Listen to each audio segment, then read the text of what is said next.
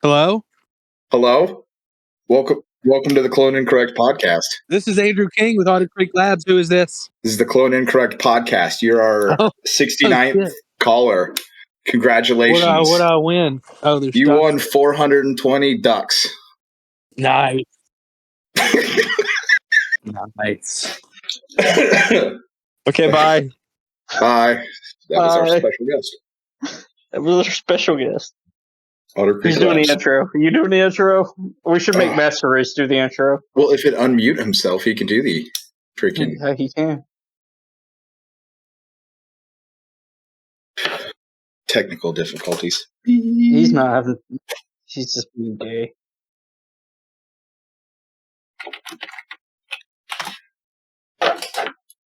Told him to unmute himself so he can do the intro. So let's talk about guns. NGSW? Can we talk about NGSW? Talk about it. Oh, God. Why the Army is wrong. No, because I don't think the Army's wrong, and I'm going to piss people off because I don't think the Army is wrong. Hot take. Let's get it. I'll wait for Master Race to unmute himself. He's probably going to stay muted the entire time. He doesn't know how to unmute himself. Oh, fine, I'll fucking do it. He ate too many crayons. Clone Incorrect Podcast. This is episode fuck if I know at this point. I'm M1 Ping, and with me tonight we've got Harambe. Say hi, bitch. Hello, bitch. Yeah. And tonight is going to be a special episode of Ping's Rants, and we're just going to do random shit. So welcome to the fucking episode. So Harambe's edging me on about NGSW and why I don't think it's a bad thing. So I'll let him lead in with that. Harambe, go ahead. I missed about half of that. I was adjusting my chair. Fucking fantastic. I said tonight is going to be a special episode of Ping's Rants, and we're going to talk about NGSW and why I don't think it's a bad thing, and I'm going to let you lead me into it. So go ahead. All right. I think it's a bad thing because it's heavy. The current state of the infantry blows, and they can't shoot now with a basic M4. So they're going to... So immediate counterpoint. Let's hear it. Your Block 2 M4 weighs 7.5 pounds before you put shit on it. Well, they don't put shit on it. That's the problem.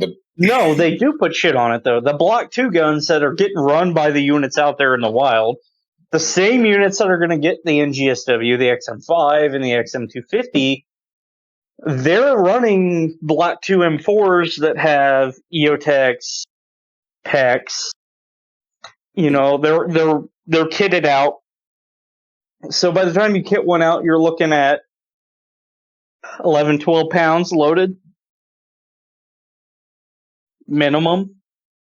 Your XM5, the rifle, naked, nothing on it, is 8.3 pounds. And yes, it's a battle rifle. Yes, you're going to carry less ammo. But I think if you rework the infantry squad, hear me out on this. You rework the infantry squad, you put one XM250 per fire team to do your suppressive fire, and everybody else gets an XM5 to fix and flank, or to find and flank and finish. I think you'll be fine. The real question left to be is how much does the new optic weigh? But that optic also has your PEC stuff built into it. So at the end of the day, I think the XM5 with the new optic is probably going to be about the same weight as your standard Block 2 M4 fully kitted out. I don't think there's going to be much of a weight. I think the issue at the end of the day is going to be ammo and carrying ammo. And there's no denying there right now. You're carrying less of a load. But nobody's thinking about it. One of the bigger things to come out of the NGSW program was the polymer case true velocity ammo. Mm-hmm. So what's to say down the road not an immediate adoption because we're going to have a hybrid case up front. Let's just say a year, 2 years now, we go from the hybrid case stuff that SIG is providing to the polymer case true velocity stuff. And now the troops that are carrying XM5s are able to carry the same amount of ammo for less weight as they were in 5.56. I understand your point. I don't, immediately that's not going to be the case. No, immediately that's not going to be the case, and I'm willing to reserve that. At the same time, I understand what they're going for here. A lot of people are talking about this gun is for the last war. It's for fighting, in Afghanistan, mountain to mountain. Mm-hmm. And I can see where you could draw that conclusion, but the contract itself talks about overmatching enemy body armor. Specifically, the new Chinese body armor. And we'll see how good that comes here soon enough. For you guys that are big on YouTube and Instagram, it looks like Oxide is getting ready to do a video on the new Chinese body armor and what it can actually do. So we'll see if it lives up to the hype or not. Mm-hmm. But in his teaser, he even commented it's pretty good. So I get what they're doing, and then you got to look at the cartridge. You keep seeing why not 6 ARC, why not 6.5 Creedmoor, this, that, and the other. And you got to remember, this 6.8x51 is pushing 3,000 feet per second out of a 13-inch barrel. 6.5 Creedmoor 6 ARC is not giving you that kind of performance. Period. Mm-hmm. So I think the NGSW has a lot going for it. I think they made the right choice overall.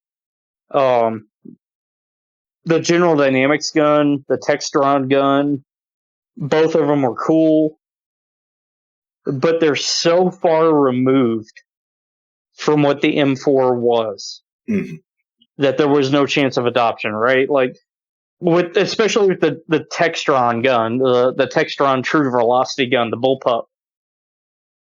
Don't want bullpups. It's a cool gun, don't get me wrong, and it's coming onto the civilian market, and I might be willing to pick one up to fuck with it if it's not, $14,000 or something stupid. That said, it's a bullpup, and the controls are completely different, and it's a short recoil operated gun. None of that is appealing as a military rifle. Mm-hmm. Now, the guys that I've seen online in the forums that have actually handled them really liked that gun. But even they conceded, hey, it's not as reliable as the Spear. And the guys that I know that have handled the Spear and have used it now and have tested it, it looks big in the photographs, and it doesn't help that it has a Magpul SLK stock on it. So it's got the little K stock. Mm-hmm. Which makes it look bigger than it actually is. I mean, it's truly just AR-10 size. Yeah. And it in reality, it's an upscaled MCX. Yes, it 100% is. With some foul features added, the side charging handle. Mm-hmm. You should like that. I do like that. I like that. I'm not even a foul guy. I actually despise the foul, and I actually like that. I think. I'm sorry. Go ahead. No, you're good. I think NGSW has a lot of promise. It'll be interesting to see where it goes. Even if in the end it ends up being a 1 gun per squad thing and ends up being a designated marksman's rifle, I still think it's a better gun than the M110A1s that we just adopted from HK, the HK 417s. I still think that gun's better overall. Me and Transfer talked about this in a Clone Incorrect After Hours kind of thing. And we agreed that the biggest thing coming forward with this gun is going to be the adoption of the cartridge. In 2022, we are closer to NATO standardization for cartridges and magazines than we have ever been in the past. 7.6251 being the machine gun cartridge and the designated marksman's rifle cartridge, with most people using SCARs or HK-17s. And then, a Mag 58 variant, be it a 240 or an actual Mag 58. And then 5.56 being the infantry cartridge and being in some sort of AR-15 derivative, be it a 4.16, be it an actual stoner design, or even a fucking, bullpup L85 using, Stenag mags. In 2022, we're closer to that actual NATO standardization. And me and Transfer were talking that night about, the biggest hump to overcome here is you're having the same thing that basically happened in the 60s, where the United States went, hi, here's 5.56, you're going to like it, and that's going to be it. What I was going to say about 5 minutes ago, before you rolled into that. Yeah, I'll rant like a motherfucker. You know this. I think somebody at SIG has some dirt on some top brass or something. Because think about it, SIG just got they got. I'm not gonna disagree. They got the pistol. They got the NGSW, and they just SOCOM's new PDW machine gun. No. So they've got the pistol. Yep. They've got SOCOM's PDW. Yep. They've got the NGSW rifle. Mm-hmm. They've got the NGSW machine gun. And then they've got the SOCOM 338 machine gun. Yeah, SIG is getting some love right now. SIG is the new my audio working right now? Yes. Oh, hallelujah. He makes his first appearance. Yes. Episode 42069. AR15 Master Race. Making his debut. Munching on crayons. You joined at the right time. We're talking about the NGSW and why it's good, why it's bad, why it's ugly. Or why it's indifferent even. I mean, it sucks because we're literally just going back to a 308. Like the round weighs almost the same thing as a 308. Yeah, but it has performance over 7.62 NATO. Yeah, but performance wasn't really the issue. I mean, it sucks because it was M80 ball. Performance was the whole requirement of the contract, though. The whole contract was to overmatch our adversary's body armor at extended range. I'm not convinced it does, though. I mean, when you look at it, it performs pretty similarly to a 7-rem mag. There's that said, of none of us currently have access to military ball. None of us have access to the 6.851 military cartridge. So for all we know, it's got some secret fucking sauce that we're not seeing. That said, and I will contend this. I don't know. That said, we all thought M855A1 had some secret sauce that was fucking awesome, and it turns out M855A1 fucking sucks. Yeah, I'll have to see it. I'm not convinced this round is going to do anything that 7-rem mag won't against body armor. Granted, you'll get the performance out of a shorter barrel. The 7-rem mag, you're looking at 24 barrels. But I think that's the key. Body armor with 7-rem mag, and it doesn't penetrate. We're looking at potentially that performance out of a 13-inch barrel. Yeah, potentially. Which makes me wonder, what does that cartridge do out of the longer barrel of the new XM250 machine gun? Well, the only source I can really find right now, because I haven't looked that hard, is Wikipedia. And they're saying out of a 16-inch barrel, it's that performance. Now, I don't know where Wikipedia is getting that, or whoever wrote the Wikipedia article. I was going to say, we can't trust Wikipedia. Wikipedia is not always a valuable source. I was going to say the metrics I'm seeing out of the 13-inch barrel on the XM5 is 3,000 feet per second, which leads me to believe on the longer barrel of the XM250, we're going to see more velocity. It's going to burn the fuck out of barrels. Either way, we're going to burn barrels. That said, light machine guns, we're talking an easy barrel swap. In the MCX style platform, we're also talking an easy barrel swap. Yeah, I'm not so much concerned with barrel swap. What it comes down to barrels.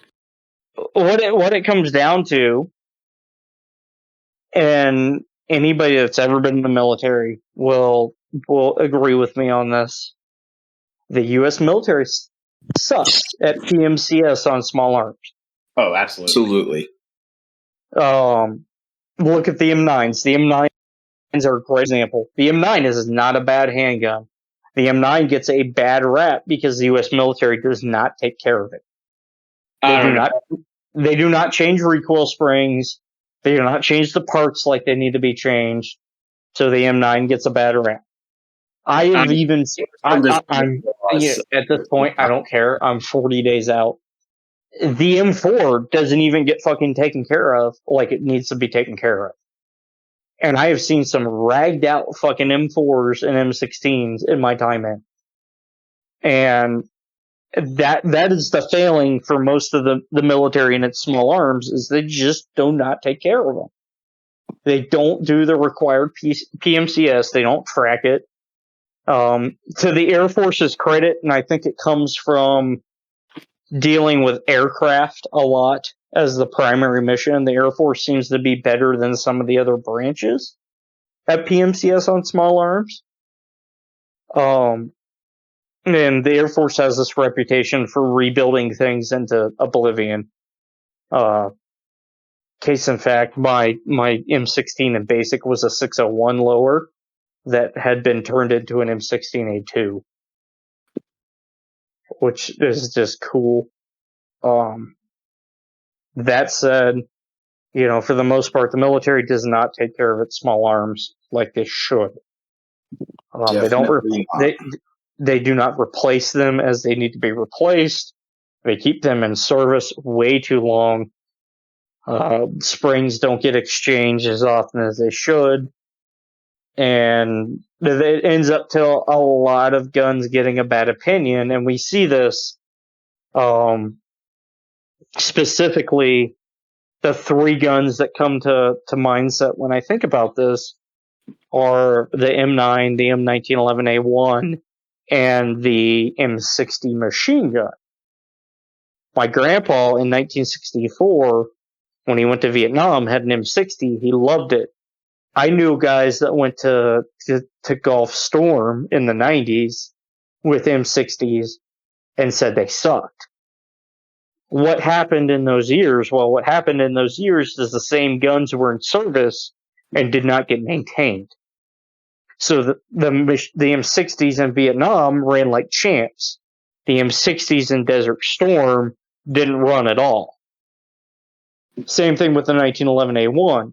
The 1911A1s from World War II ran like champs and were very accurate guns. By the time like my CMP 1911 goes into service in the 70s and 80s, the gun's been rebuilt by Anniston Arsenal so many times, you can't hit the side of the barn, it barely runs, and the troop isn't prepared to take care of it. Same thing with the M9. I had an M9 that I qualified on 2 years ago before I was supposed to go to Iraq. That had been back to Anniston Arsenal 6 times. The gun had 6 Anniston Arsenal rebuild marks on it. And the only Beretta parts left on the gun were the slide and the frame. Everything else with third-party GSA contract, small business, woman-owned parts.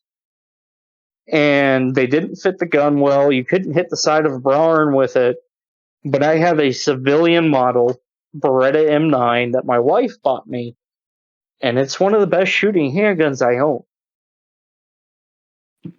Yeah, I mean, I can tell you similar stories about the M16. Even as like I saw it the most in boot camp, honestly, because I'm assuming at least they just had more armor care there. But there were times like so the way Marine Corps qual works is there's a pits. Like you go to the pits and it's just like a chassis, you run it up and down. I remember guys zeroing, and I was a FUD when I joined the Marine Corps. Like I was under the impression semi-autos were inherently less accurate than bolt guns, so I was expecting like 4 MOA groups. And so like the target went down, we put a golf tee in it, like to mark it, ran it back up, and then guys would shoot and they'd hit the fucking golf tee again. We'd get like splinters all over us in the pits. And that's you can tell it was a new barrel because they were shooting so freaking accurately. Well, but then when I go to my unit, what year did you join the Marine Corps? Inherently accurate gun because the barrel's all shot out because it hasn't had proper care. So, if you don't mind, good. What year did you join the Marine Corps? I was in boot camp early 2018. Okay, so good grief, youngster. Yeah, I'm an airman. Make fun of me, haha. Chair Force. Now that joke's out of the way. I can't make that joke. Yeah, you can't, and I'm not going to out you here. So, I went to Air Force basic training in 2012. Dang. In 2012, we still shot M16A2s in basic training. It was beautiful. It was beautiful. And like I said, the M16A2 that I had, quote unquote, M16A2 I had in basic training was a Colt 601 lower that had been converted to burst fire and had a Capco replacement A2 upper on it. And the only reason I remember this is because when I got handed this gun by the armorer at Lackland, he told me, and I quote, if you lose this fucking front pin in this gun, I'm going to make you push Texas until you throw up. So I shot that A2, converted A2 at basic, and it ran like a champ. It was a good gun. Don't get me wrong. It was. I had a guy down right next to me that had an old FNH A2 that just did not run. But here I am with this Air Force rebuild. God knows how old that lower was. I wish I had the serial number so I could actually run it through Colt's system. But it was built on a 601, and that gun just ran. And it was super fucking accurate to the point where the Air Force is not like the Marine Corps. All of our basic firing is done at 25 meters. Right, you reduced targets, though, right? We use reduced targets. Right. The simulated 300 meter, 200 meter target. Laugh at us, but at the end of the day, if the Air Force is picking up a rifle and fucking shooting, shit has went way south. Yeah, I'm frankly not really worried about that. That said, I missed out on marksmen in basic because they could only count the holes they could see. And my rifle was driving such good groups at 25 meters, it was putting bullet in bullet. And I missed out on marksmen by three rounds because they could not see the other 3 rounds that went through the same hole.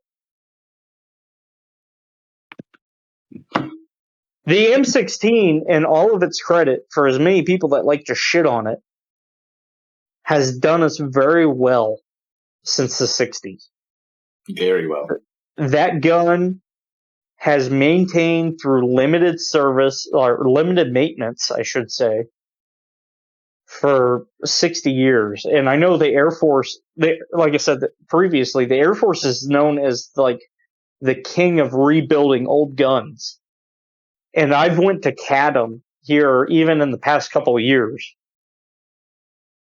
and seen converted M16A1 lowers on M4s still being used. I've seen the pilot survival weapons that are using Vietnam era lowers. Oh, the GAU5, is it called? Yeah, the GAU5 AAs or whatever they are now, that have that Crytek disassemble barrel and everything on them. Mm-hmm. The bomber crews get those here. And I've seen pictures of them from an armor buddy of mine that are using literally no shit Vietnam era M16 lowers that had the markings crossed out and put together as this aircrew survival weapon. So, I mean, at the end of the day, the M16 has been a super tolerant, super reliable weapon for the past 60. It's been that way for the past 60 years. And leading there's a into... reason I'm an AR-15 Master Race. I genuinely do think it's one of the best weapon systems out there. And I will agree with you. You know me. I run a 10-3 and a Block 2 as my rifles. And I'm different from most guys in the AR world. I don't tune my shit. They're carbine linked gas systems with H1 buffers, and they run great. They run a little harder than a tuned gun? Yeah, they do. Does the gun work from 40 below zero to 105 above? Yeah, it does. And that's kind of why I don't tune my guns up the way everybody else does, because I want that reliability. That leads me into NGSW.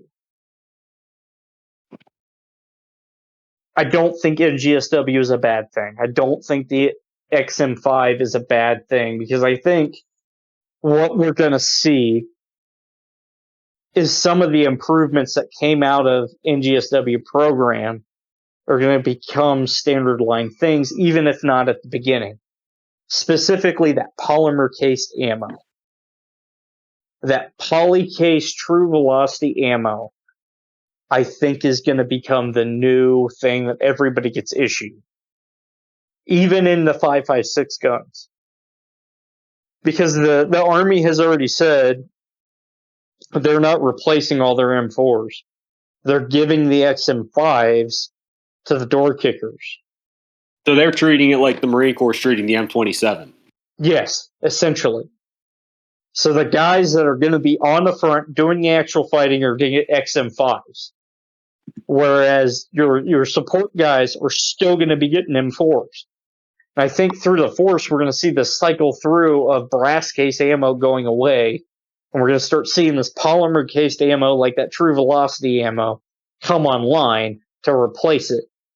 And I think once that happens, even in the XM5, you're going to see the ammo weights go down to where the guys that are even carrying the XM5 are still going to be able to carry that 210 standard round loadout that your guys with M4s are carrying.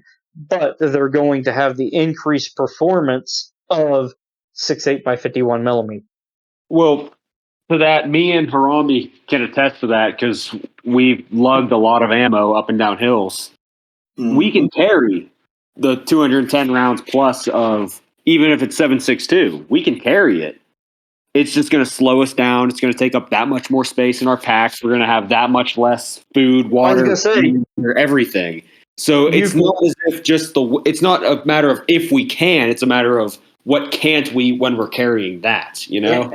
And I will preface what I'm saying from a position as purely analytical. Because I have spent my past 10 years in the Air Force as a fucking desk jockey at a nuclear installation doing that mission. I am not a door kicker.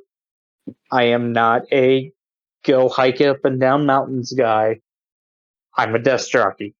I am basically the parts guy at O'Reilly's for the ground fleet. O'Reilly Auto Parts. Auto Parts.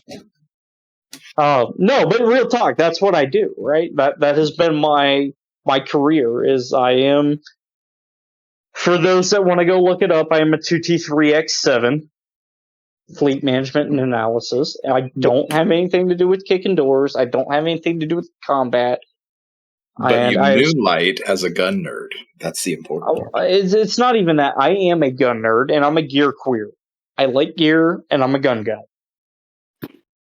All my That favorite said, things. and I'm not trying to be cocky when I say this, Be cocky. I can probably outshoot most of the security forces personnel at my installation. I'm just going to be real with you, bro. It's not hard. It's really not. It's not.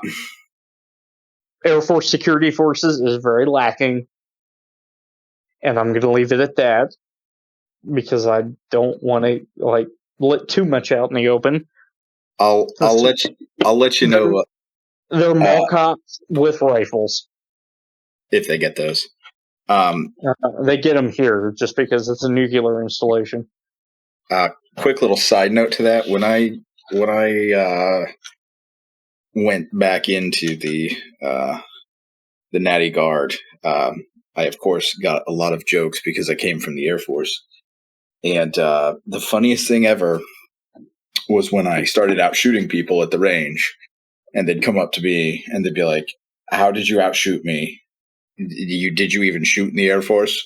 And I'm like, I dabbled in it, but I shoot in my free time. I know the weapon system. Like, it's not hard to shoot the thing. Well, and that's the thing. It's not just a purely Air Force thing, right? Like, I get to speak on it from the Air Force perspective. Like, the Air Force does not shoot enough for me to be accurate with the weapons platform. If I'm speaking from my career field as a 2T3X7 fleet management and analysis personnel, the only time I qualify is before I deploy. Wow, So, really? according to regulations, I only have to qualify before a deployment or every 5 years, depending which comes first. Is that Air Force standard or per your MOS? That is Air Force, like most of the Air Force.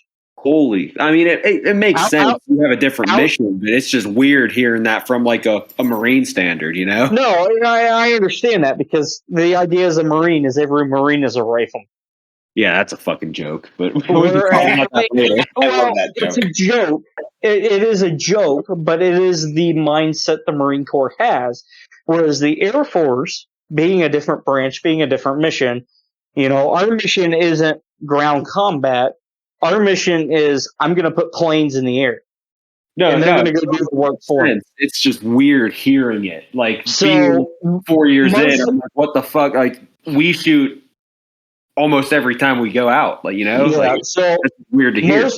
Most of the Air Force is that way, right? Every 5 years or every time you deploy, with the exception of AFSOC and security forces, both of which are required to fire once a quarter.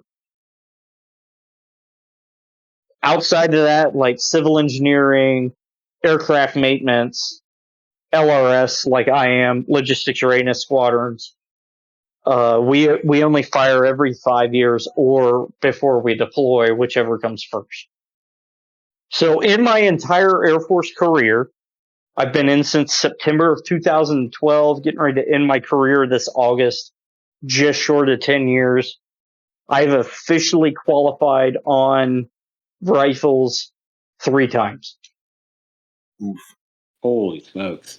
So I qualified in basic on an M16A2.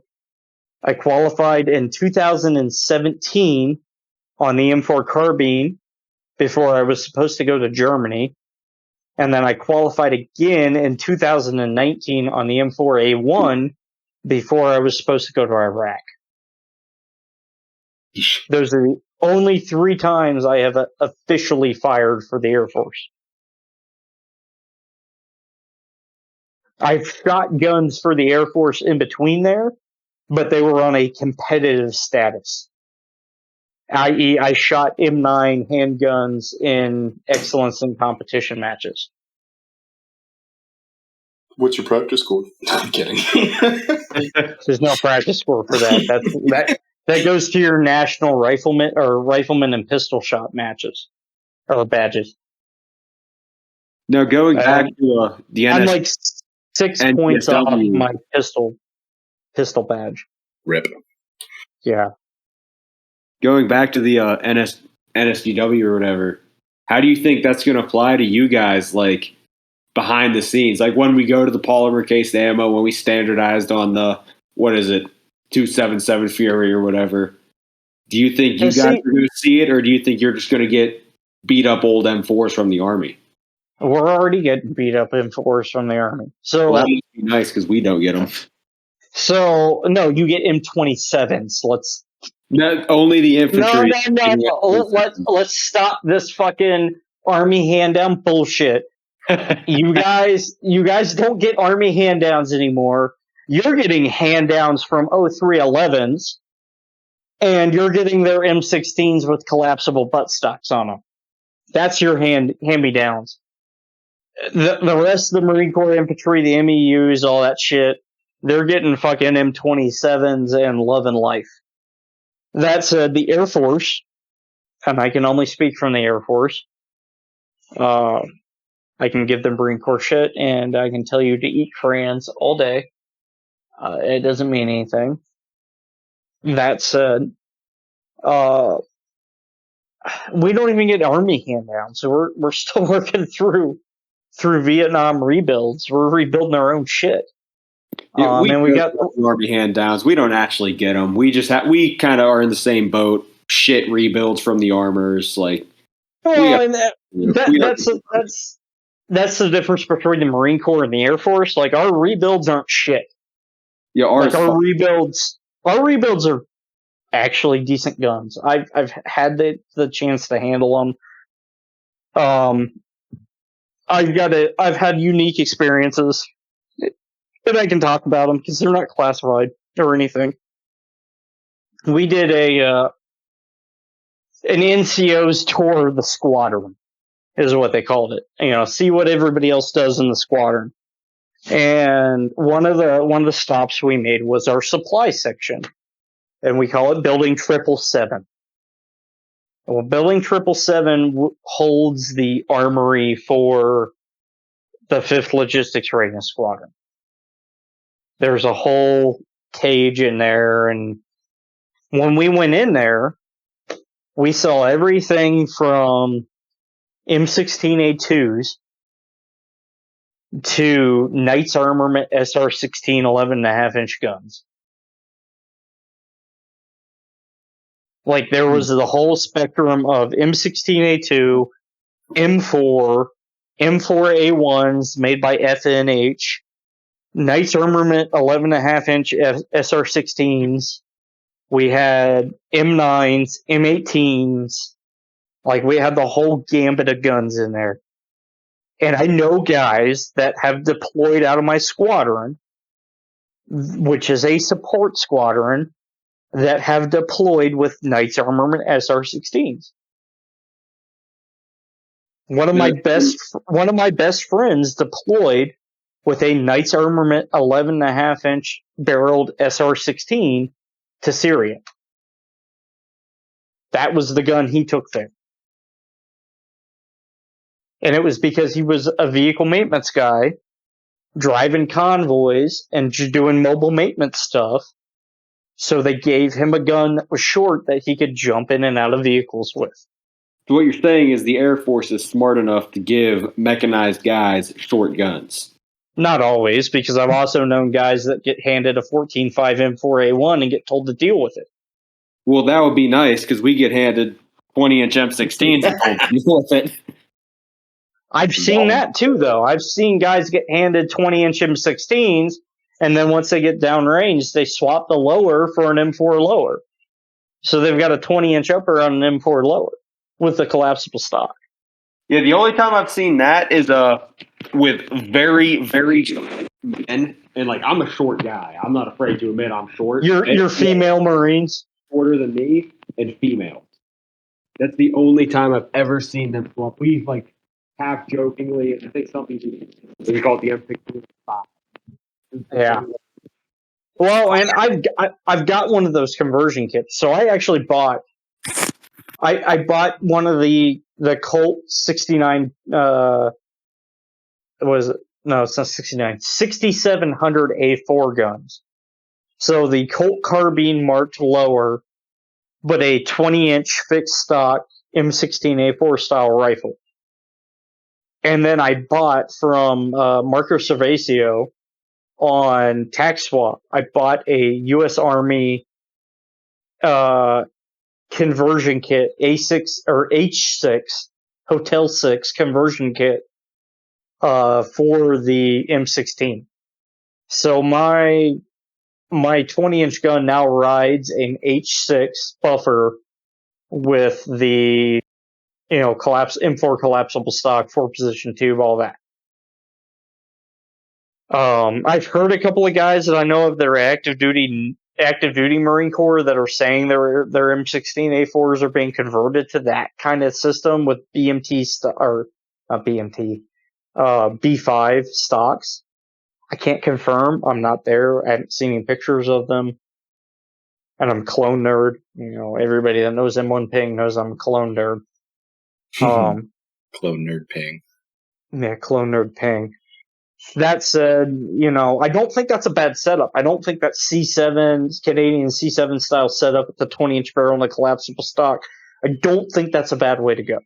I think it's I've actually considered doing that with my gun, getting a 20-inch upper, just because 20 inches that's how it's supposed to be. That's what 5.6 designed to shoot out of. Well, but, and I've run it because I've got that 20-inch upper that I run that way, and it runs like a dream.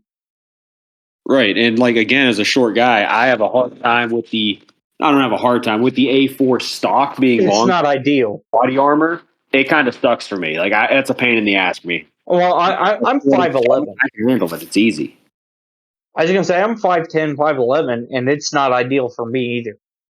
Once I put body armor on, it's game over. Without body armor and just like an LBVE vest, it's fine. But if I put my body armor on, I put my Spiritus LV-118 on with fucking Hesco plates in it, nah, man, I don't like it anymore. Which is why you see me revert back to my 10.3 inch and run the short gun with a suppressor, because I can adjust everything and it fits me better. Is it ideal? No, it's not ideal. I've got a 10.3 gun. I'm looking at a 100-meter and in gun. I live in fucking North Dakota for that, so 100 meters and in isn't the ideal fucking thing. That said, it works.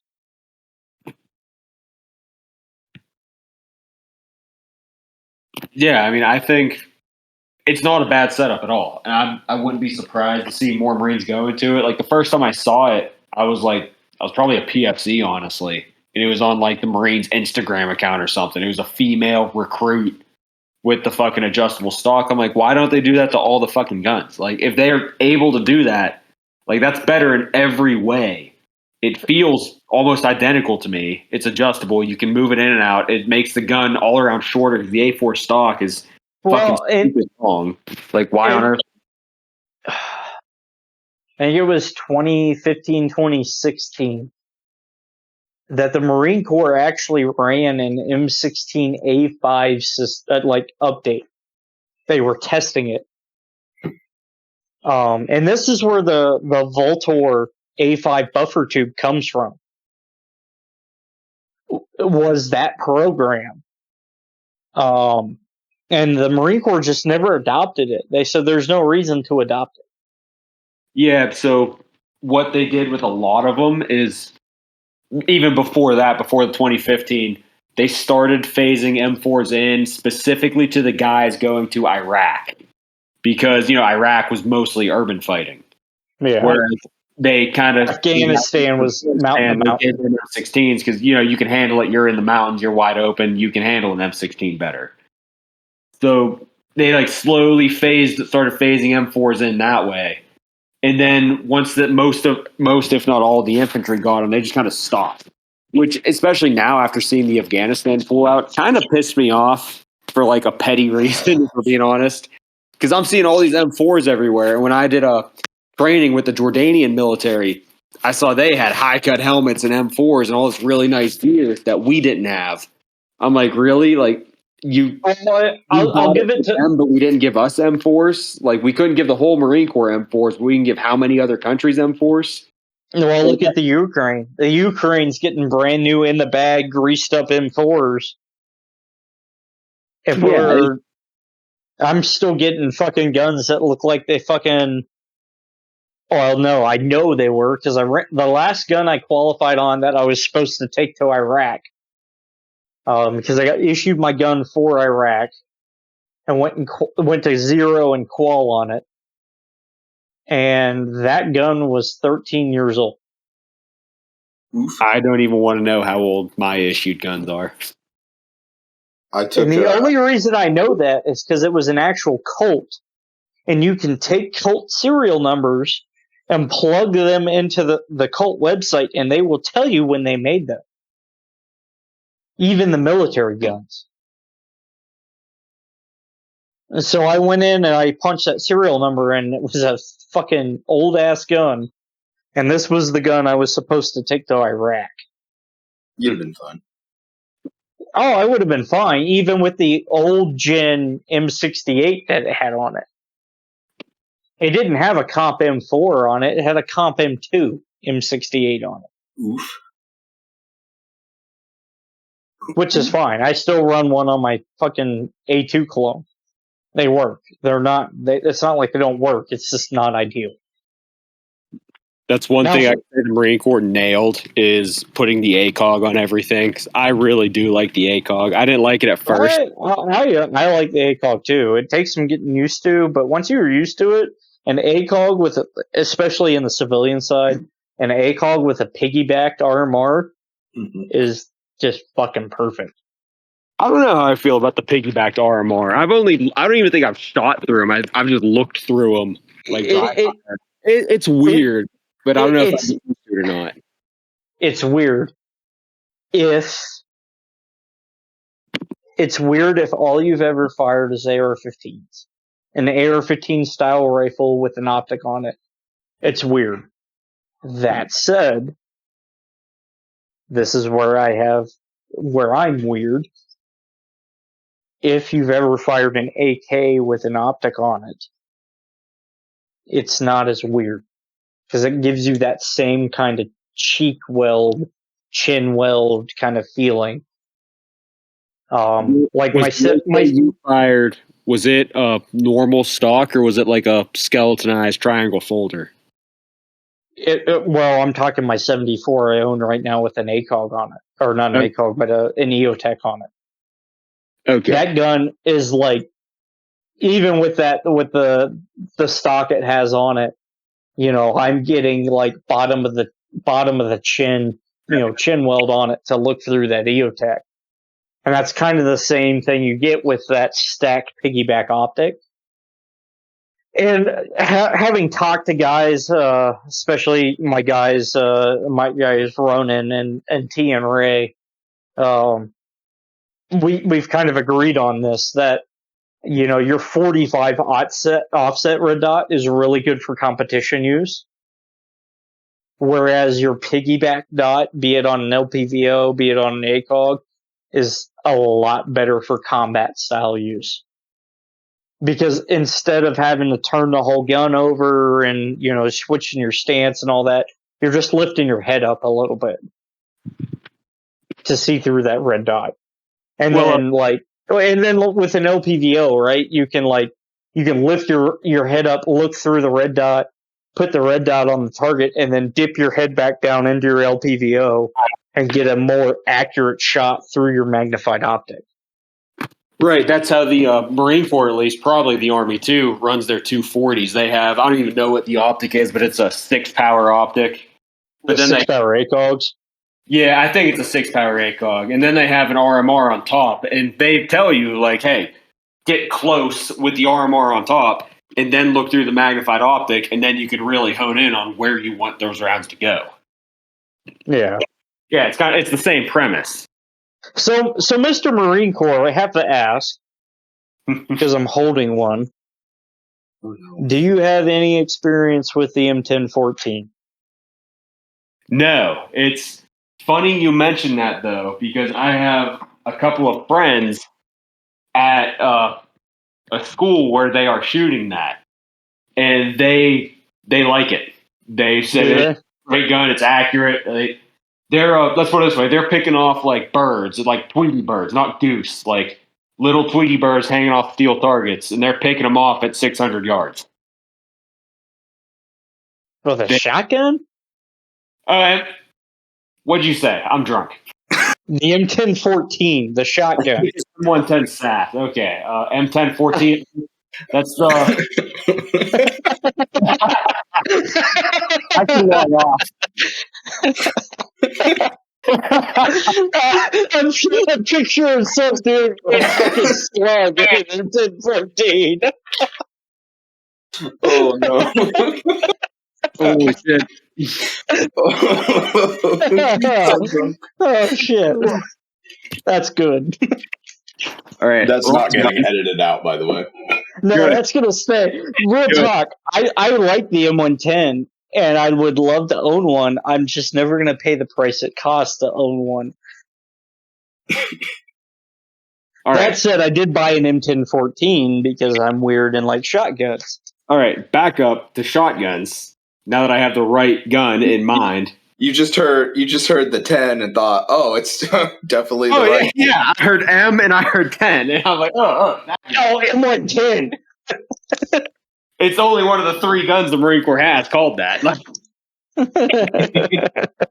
shotguns, personally, and this is coming from a big shotgun guy. So just The Benelli. Let's just put it that way. The Benelli. finale, yeah.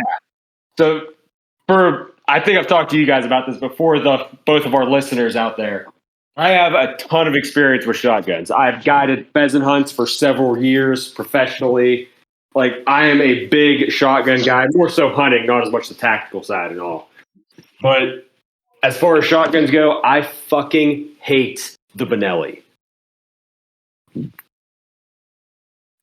And I I'm know curious to people why. thing, but I fucking hate it. And it's totally subjective. I'll admit it's subjective the way I pull it up. So from a trap, skeet, hunting perspective, you don't use the sights on shotguns. It's literally point and shoot because things No, are. you got a bead. You use the bead as a reference, and then you point and shoot. I don't even need the bead. Like I can shoot from the hip when I go hunting. I look on my sights, and I'm not even trying to brag. I'm a that. No, I know you're not bragging because I hunt pheasant in North Dakota. I know you can do that, and I've seen people do it. Like it's a thing. I've seen dudes that lose their beads hunting, and they don't need them. Yeah, I understand it's a totally different style of shooting, but just the way I need to adjust it, I actually look down. Like, I don't know, does yours have the ghost ring sights? Yes, my M10 I bought the limited edition M4 M1014, so it's got the actual Marine Corps style collapsible stock with the ghost rings and the pick rail and all that shit. Right. So for me, and this is probably very subjective, but for me, the way I get the cheek weld and have to look down the sights and line everything up, I can't do it. I'm guessing when I shoot because I can't look down the sights based on the stock. Just the way let me counter you. Say you got to put a dot on the gun. So you got to put like a micro T2 dot on the gun. Would your opinion be the same? I'd have to see it. I'd have to see how my cheek weld and how everything lines up, but I think that would be better. That would really eliminate a lot of the problems. Because I will admit, like, having owned it now for about a month, those ghost ring sights, they're very good, but they take up a lot of my vision. Yeah, like, there's not a lot of situational awareness looking through those sights. They're very accurate sights, but there's not a lot of situational awareness. And I can see where people prefer the Mossberg over the Benelli. So the other thing that I'll say, I'm trying to figure out how to phrase this without giving up too much because I'm still in the military. I don't want to say too much as to what unit I'm with / whatever. And I don't know how much longer I'm going to be in. That's why.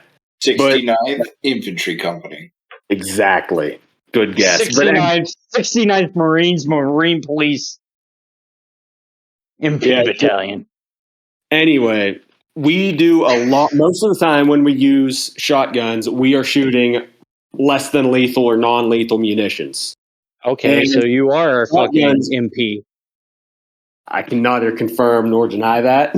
Oh no. As soon as you said less than lethals, you gave it away, dude. So you might as well no. own it. Well, there's Oh, lots no, of people that he's shoot them. But gay. anyway, yeah, I'm an MP. But a semi-shotgun will not cycle most of the less than lethal ammunition. No, So it won't. we barely ever use them. We are almost always using Mossbergs. Yeah, the 500M. I'm sorry, say again? The 500Ms, the 6-shot, Mossberg 500s. Yeah, 590s, I think they technically are, but it's just some upgraded parts. It's not a Pretty big much. difference. Yeah, Similar model. similar gun. Yeah, Same and specs. like I hunt with a pump shotgun. I've used Mossbergs before. I was very comfortable with Mossbergs before I ever joined the Marine Corps. Before I ever even wanted to join the Marine Corps, I was comfortable with the Mossberg. So that's a very biased point of view I have, that I prefer the Mossbergs. Well, and I'll give you It's a bias. I'll give you that because I've never shot a shotgun for the Air Force officially. I've handled them though. The Air Force uses 870 MCSs. We have 870 modular combat shotguns. we have a And few 870s, mostly 590s, and we have like 2 or 3 of the Benellis. yeah. Well, and so Air Force side, I've never seen a Mossberg or a Benelli in service. Like it's all M870 modular combat shotguns. So they've got the barrel kits. You can go from the 8-inch breaching shotgun with the 3-round tube up to the 8-round tube with the 18.5-inch barrel. And most of the ones I see in service with the Air Force are the 18.5-inch barrel with the 8-round tube. I have seen a couple of the breacher guns in service. As exactly that. They're breaching shotguns. A couple of guys carry them just to blow doors off their hinges, kind of thing. But most of the guns are 18.5-inch barrel, 8-shot Remington 870 MCSs with rifle sights. So they've got the slug rifle sight barrels on them. With I think they're all improved cylinder, choked barrels. And I mean, y'all know me, y'all know Ping. Ping will champion the combat shotgun all day long. Are they really improved cylinders? Like, how confident are you saying they're improved cylinder? I'm very confident in that they're improved cylinders. Really? Because that's what the MCSs come with from the factory.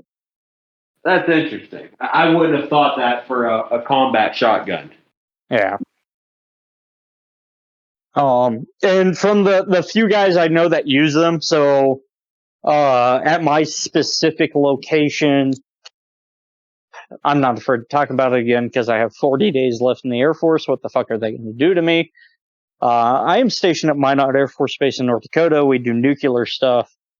The guys that get issued shotguns mainly are your missile maintenance guys that go in the hull as a last line of defense, and your nuclear munitions guys that work in our weapons storage area, again as a last line of defense. And they don't get issued anything other than Winchester green shell double-aught buckshot, and basically are told, hey, if shit hits the fan and you got to shoot somebody, aim center mass and let them have it. Yeah, that's basically how a Marine Corps qual is. So, like rifle qual, you have scores, you have different categories, sharpshooter, marksman, expert, whatever. For the shotgun, quote unquote, qual, they call it like an LE qual. It's just pass fail, and if you fail, all you do is get yelled at. Like it's I just would say if you fail, it pretty much means you suck. Yeah, it means you suck because it's literally like 20 yards and in. I don't know how the fuck you fail when you need to hit like half the time 20 yards and in. Like let's put it this way, when I did it, I cut the target in half. Like the 2 posts with paper in the middle, I was aiming at the post because I wanted the target to break in half, and I did it. It was pretty fucking sweet, actually. Well, and like I said, you guys know me. I'm a big fan of the combat shotgun. I really do think the 12-gauge shotgun still has a place. Hang on, I'm going to send you a picture in the group chat. You'll love this. It's going to and be I just, balls. yeah, it is. See some tasty balls. But no, you guys know me. I really like shotguns, and I did just invest in the Spinelli. And I do like it. I like the gun a lot. It took some doing to get it running, but once I got it running, to quote Clint Smith, the right load at the right range and it'll tear a piece of shit off somebody. How does one tear a piece of shit off someone? Harambe's never shot shotguns, apparently, because I've been hunting and confused the dog on which bird he was supposed to retrieve because I blew him apart. And that was with birdshot. Yeah, I've done that. So I grew up in Ohio. And in Ohio, for deer hunting when I was growing up, we weren't allowed to use rifles to deer hunt. It was shotguns with slugs. So that whole meme of people that have used shotguns to kill shit versus people that respect shotguns for what they can do, that's probably why I like shotguns so much. Okay, but how is the shotgun tearing the shit? Wouldn't it just... Is it like peeling it back in like a tearing a paper motion, or... It can, yeah. It really... So it's load dependent and range dependent. I've shot squirrels with 12 gauges with 4-shot at close range that I've literally torn in half. Like the joke where, when you die, you shit yourself. Is that what... Like, I've never heard the term tearing a piece of shit off something. Like, it just sounds like... It sounds I'm talking a shotgun at the right range with the right load. Oh, yeah. It'll literally tear something off of you. Oh, like 100%. I just thought it was like some kind of dumb joke, like in Happy Gilmore, I eat pieces of shit like you for breakfast. No, it's real. Like, it's a legitimate, it will tear you in half. Yeah, Harambe, the information's out there. Find a ballistics chart that shows. Well, I've seen what a shotgun will do. You'll see, the pattern doesn't spread out that far, especially with buckshot. So you're basically 1 inch per yard, cylinder of lead going through you at 1,200 feet per second, or more. Yeah, depending on the load, but it's literally a solid cylinder of lead. Because figure what's a double-aught buck? It's 130 grains per pellet or something. About 90 to 100 grains per pellet. Yeah, that's right. 95 grains, but it's it's about the size of a 9mm, but a little lighter. Right? Let me. The way I rationalize it to people: getting shot at close range with double-aught buckshot is like getting shot 8 or 9 times in the chest with a 32 auto, and all 8 or 9 shots hit you at the same time. It's got more energy than that. Okay, but is this forcing you to poop, or is this because you're dying you're pooping?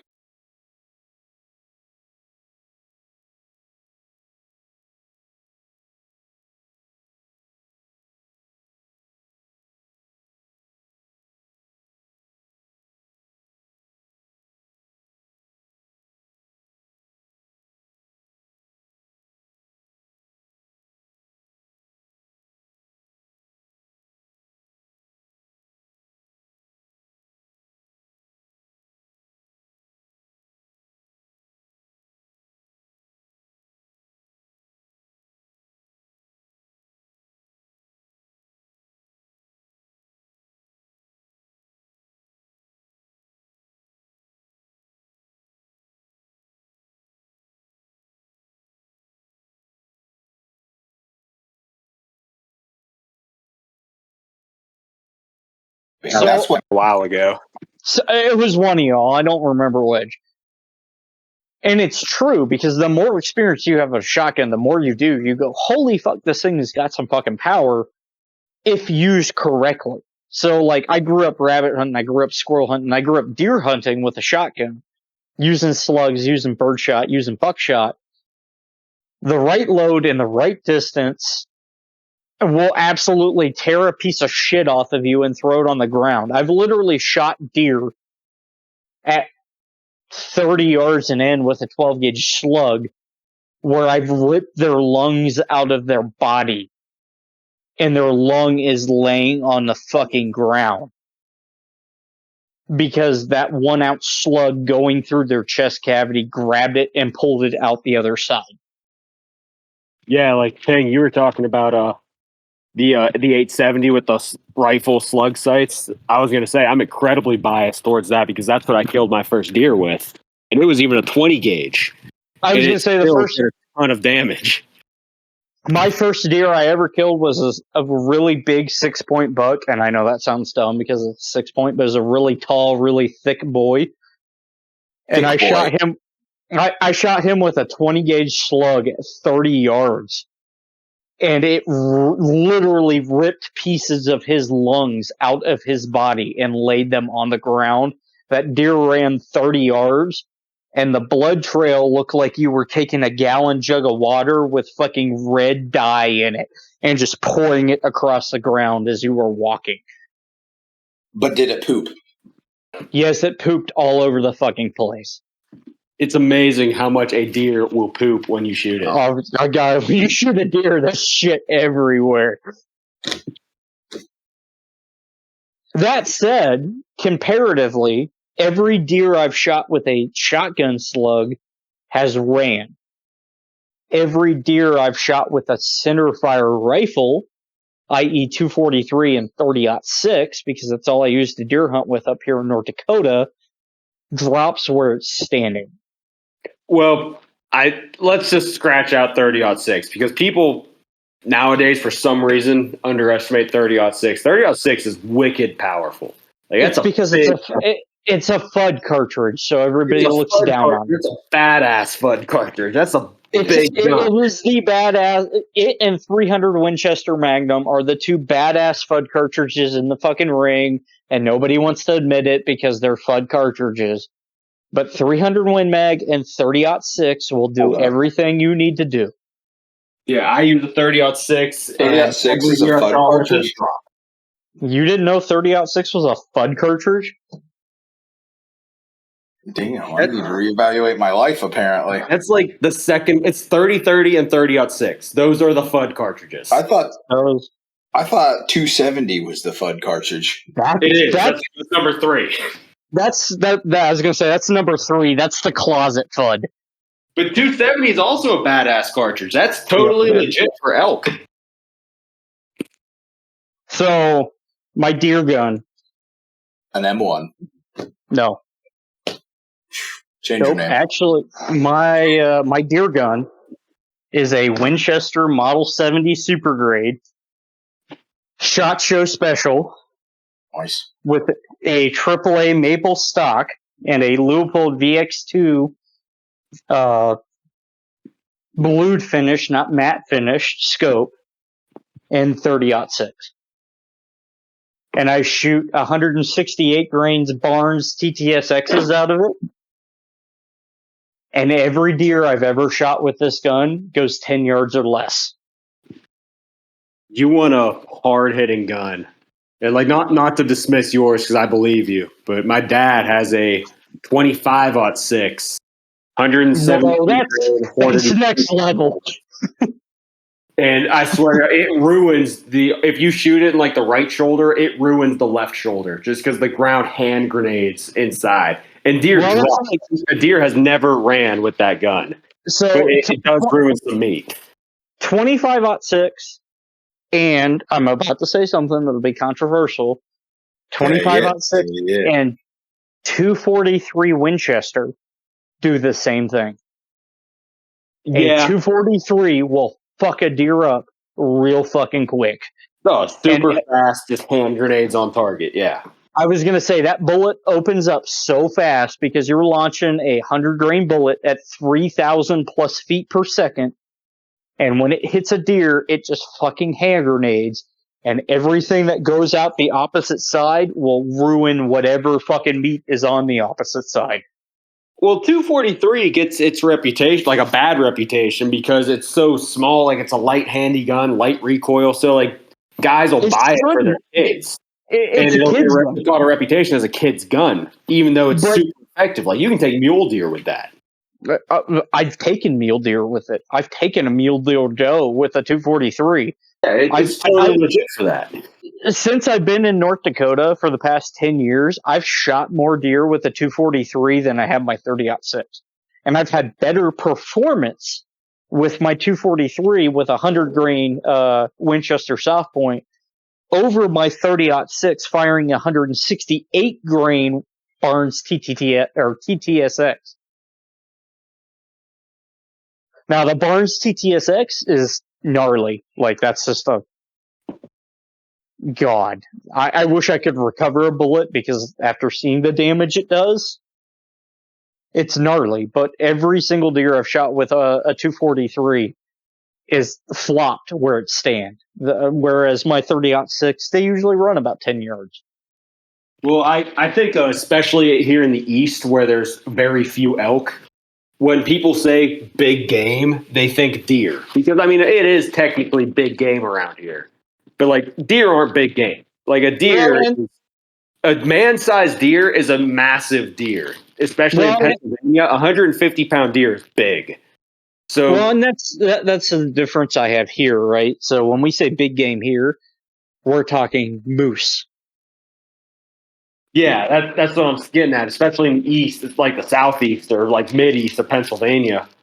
Like, we don't have big game. We have very few elk, a very limited season. So when we say, 243 is legit for big game, we're saying 243 is legit for deer. 243 isn't legit for big game, because big game is elk, moose, bear. We have bear, but you know what I'm saying. Well, and that's why I have an .06. So, in North Dakota, and this is a North Dakota specific regulation, don't let other people believe this. North Dakota, I can get a moose tag. The exception on my moose tag is as a once in a lifetime tag. So everything medium game and up in North Dakota is off a lottery draw. So you put in and you get a tag or you don't get it. It's not guaranteed. Now, before you go any further, let me ask you something. Because Pennsylvania is elk, because we have very few. But with deer, when you buy your license, they just give you a deer tag. What are the odds of your lottery? Like, are they really good for residents, or are you kind of lucky with the deer tag? My deer tag as a resident, because I've been a North Dakota resident the 10 years I've been here. If you put in for an antlerless deer, so a doe, you're almost guaranteed to draw a tag. Okay. If you put in for an antlered tag, a buck tag, it's about 50-50. And then if you put in for a buck tag on the refuge, because we have national wildlife refuges here and they're a separate tag. If you put in for a refuge tag, you're looking at about a 25 to 30% chance of getting a tag.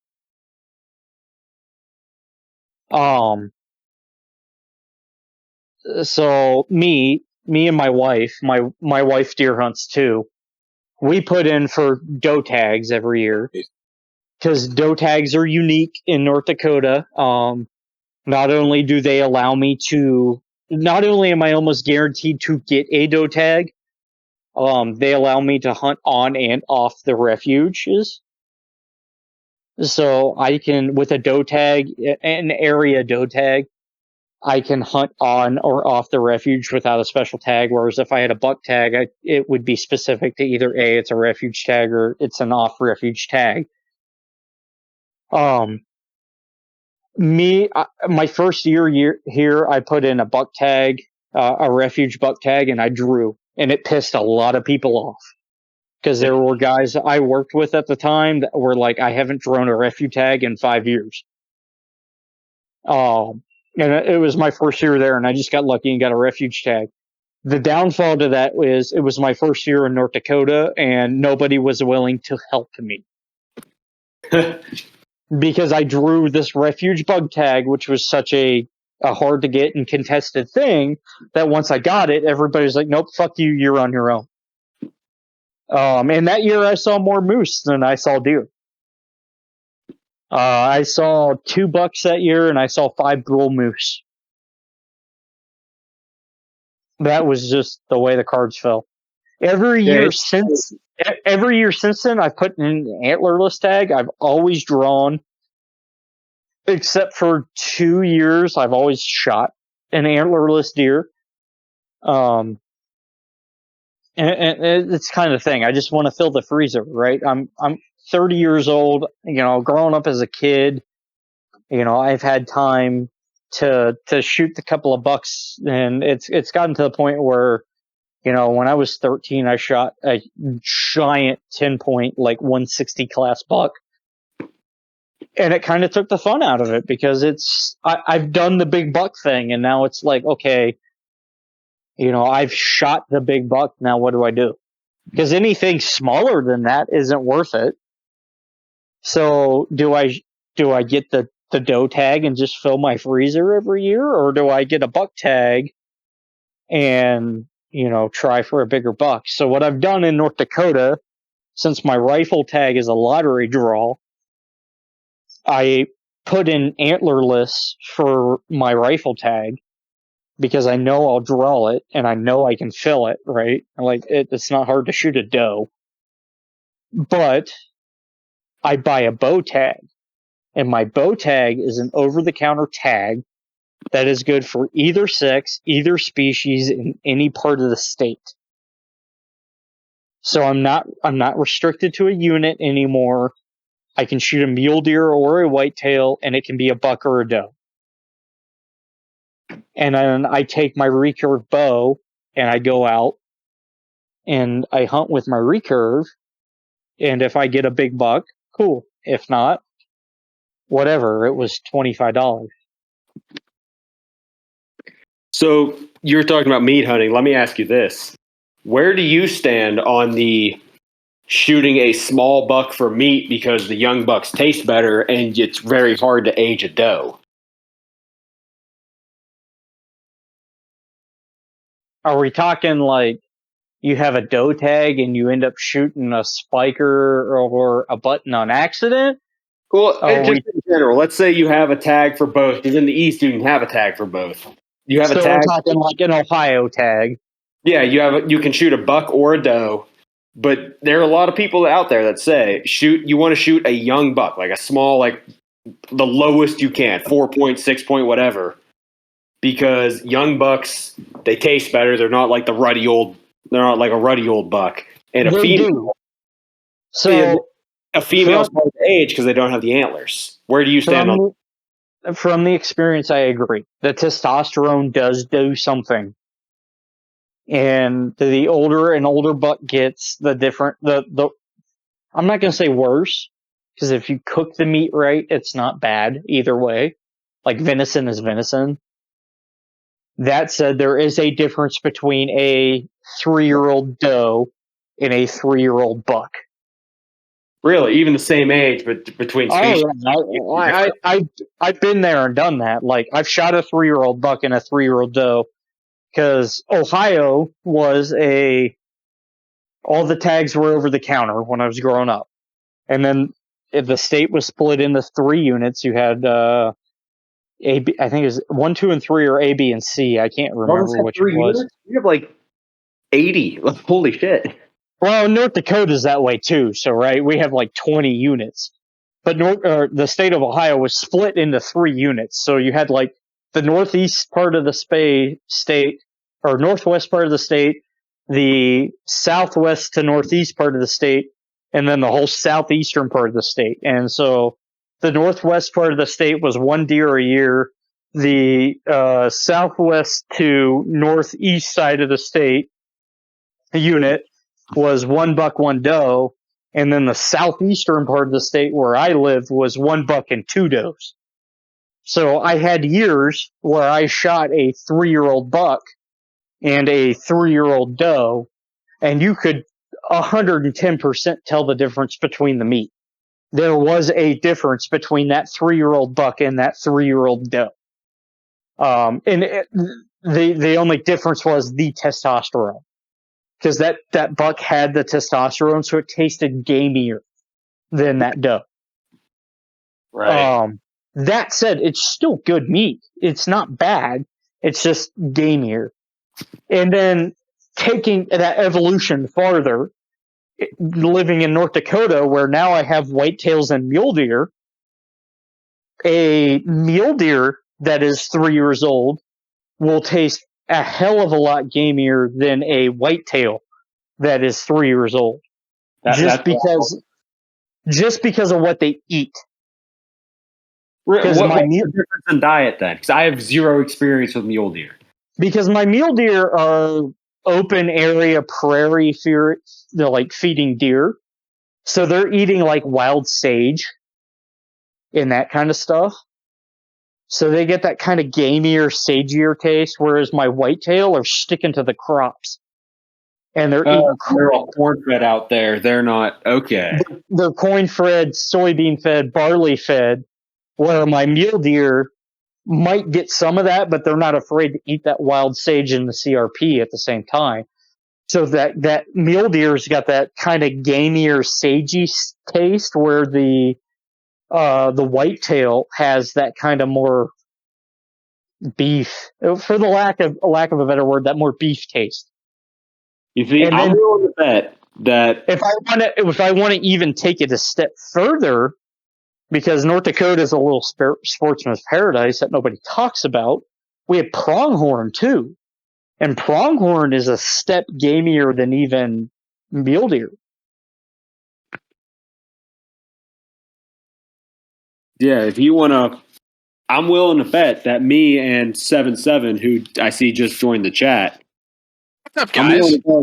I'm willing to bet that our whitetails are more gamey than your whitetails, just because we have less farmland. They're also not as big.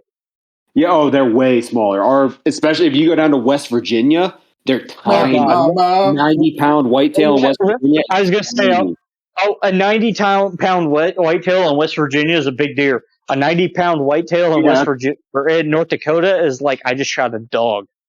Yeah, 90 pounds in West Virginia is like a nice sized deer. I know I said that backwards because I'm haters, but my nice sized doe in North Dakota is 120 to 130 pounds. Yeah, see, that's a nice sized buck. Like that's a full, not big, but full bodied buck. But you gotta think of my location, right? So I'm right up on the Canadian border, and what's north of me? Well, I got Saskatchewan. And what's Saskatchewan known for? Like 200-pound plus deer. Well, any mammal, the northern end of their range, they tend to be bigger, and that's true across all mammals. I forget which biologist discovered that, but that's like a law of mammals. It is, and it's not weird because I've had guys here that I hunt with, and you see it every year. Like every year, you see reports of such and such over in this section on the base got a buck tag this year, and he shot a buck that was the North Dakota way of saying it is a 5x5. We don't do 10-point and that kind of stuff. It's he shot a 5x5 or a 6x6, and the fucker field dressed out at 210 pounds. Like that happens every fucking year, and I had a buddy that pulled a buck tag that dropped a 5x5 at 310 yards with a 7 mag, and dressed out. The deer was 206 pounds. After we dressed. My uncle claimed to have shot I forget what he said, 180, 200-pound deer, some big deer. And then when I went over to see it, it was the smallest 10-point or 5x5 that I've ever seen in my life. Like I've seen 6 points with wider spreads than this one. And I was like 16 at the time. I could grab it, hold it straight out with my arms locked out in front of me. This was the smallest.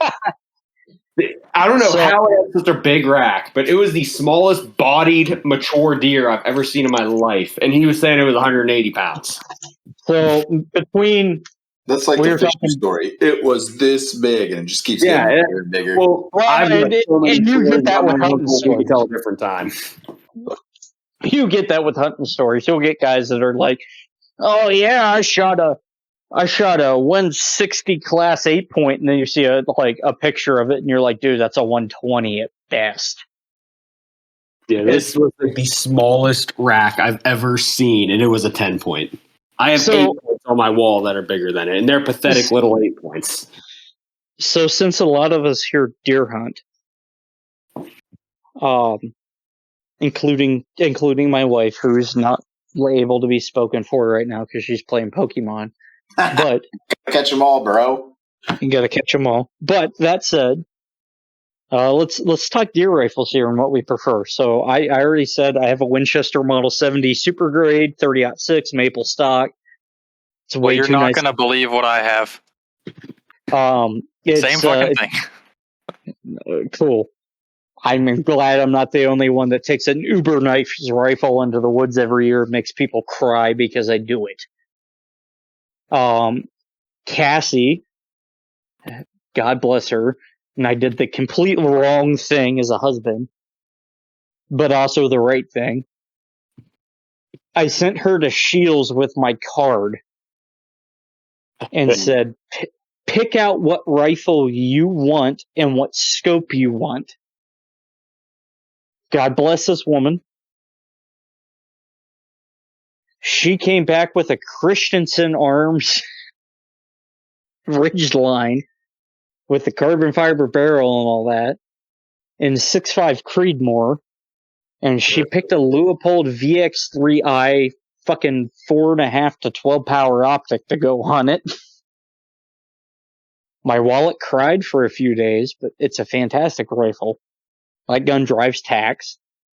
And I have converted Cassie to the silencer club. And now her gun wears a suppressor as well. And that gun is just, God, it's fantastic. No complaints. Highly recommend. If you can foot the money for the gun, it's worth it. It's one of those like deer guns you buy and then like you have it the rest of your life kind of thing, because it's that good, it's that expensive. But once you've done the investment, it's like, okay, this gun's great. I think my wallet is hurting just hearing you talk about it. Yeah, well, and the suppressor she has on it isn't an expensive suppressor. She has a Silencer Co. Harvester 30, so they're aluminum 30 cal can. And the whole gun loaded with the scope and the suppressor is like 8 pounds. Like, it doesn't weigh shit. So let me ask you something about the silencer on the hunting rifle, because like I know I've been talking about silencers in the group chat for like a month now, but I'm looking at it from like a tactical sense. From a hunting perspective, do you see any value to that, or is it just to make it more pleasant to shoot when you shoot a deer? The value to it is I don't blow her fucking eardrums out. See, it's funny you say that, because like every time I've shot a deer or every time I've shot any animal, I've never You don't notice it. You don't notice it. You don't know. You feel it. Like it still affects you, but you don't notice it. That's why I was asking. The difference is like my .6. When I'm shooting a deer with my Winchester, it's not threaded. It doesn't have a suppressor. Like you said, I feel it. I feel the recoil and I feel the sound, but I don't hear the sound. But I'm sure you can, and when I say what I'm about to say, like recognize what I'm talking about, where the next couple days your ears ring. See, I haven't had that, to be honest. Well, and my hearing's fucked. What? So maybe constantly. So that I was gonna say maybe that's a thing where my hearing is gone far enough at this point where it's just like my hearing personally, even when I touch off my rifle hunting, it hurts. Like I feel pain, physical pain. Well, I will say the other day I was shooting. It might have been when I was shooting with 7.7 actually, but I took a shot and I forgot. I had my ear pro like on my temple because I had just looked at the target and I forgot to put it back down over my ears. I touched a shot off and my ears started ringing and I had the worst headache. I was like, "What the hell just happened?" And I realized I forgot to put my ear pro back down. So that's kind of what I get when I'm deer hunting. Like I don't notice it in the moment, but afterwards, once everything's calmed down, my adrenaline has dropped. Because I'm one of those people that still gets buck fever even with a doe. So I carry a pair of shooting sticks and shoot off of a pair of shooting sticks because my adrenaline will spike and I'll get all that fucking blood rush and so I carry a pair of shooting sticks. I shoot off sticks just to control that. That said, in the moment, I don't hear the sound, but I feel and I have the after effects. I have the extra ringing. I have the headache. I have the pain. And Cassie's gun was worse because those Christensens from the factory come with an FG42 style muzzle brake on them where it's just holes all the way around. Oof. I love those. They look so cool. They're great for dissipating recoil. Like, it turned that 6.5 Creedmoor into a 22. That said, 2 years ago, she shot at a doe at 400 yards and missed. But that gun going off in a tree line on the edge of a field was like a flashbang to her. So even though she missed and the deer didn't know what was going on because it was so far away, Cassie couldn't take a follow-up shot because it flashbanged her. Now, with the can on it, there's a little more recoil, but there's not as much muzzle blast, there's not as much sound. And it's just a lot more pleasant gun to shoot. And on top of that, additionally, the accuracy actually increased. So the gun went from shooting half-inch groups at 100 yards to shooting quarter-inch groups at 100 yards. So let me ask you a question about the silencer. You kind of touched on the deer on at that distance. So a few years ago, my dad shot a deer at probably about 300 yards, which figure I live in like the Appalachian Mountains. That's where we were hunting. That's a long fucking shot. Yeah, it was a hell of a shot. Well, let me tell the whole story. He took like 7 shots at it because he estimated the range, but you can only estimate so much without a rangefinder. Yeah. So he took a shot, missed, and the deer were running around because they didn't know where the shot came from. So they were just like running back and forth in this bowl across the hill from him. And he just kept taking shots at him every time they calmed down. And eventually he guessed the range right. I was going to say, eventually he got the right range and connected. Yeah, he eventually just doped it in and found out. That's how we found out it was, I forget, it was like 312 yards he found because he punched his load into a ballistics calculator and found out the drop. That's how we found out how far it was because it was like the 7th shot. Yeah. Do you think a silencer would have had any effect on those deer with, again, a 25-06, a definitely supersonic round? Yes. So, from my experience, and this is hunting in a state where suppressors are legal, and I can't say that for every state, so I can't say they're legal where you live. In a state where suppressors are legal to hunt with, there is a difference. Whereas, again, at that 300, 400, 500 yard range, you shoot at a deer, they might stand there and go, "What the fuck?" Even with an unsuppressed gun.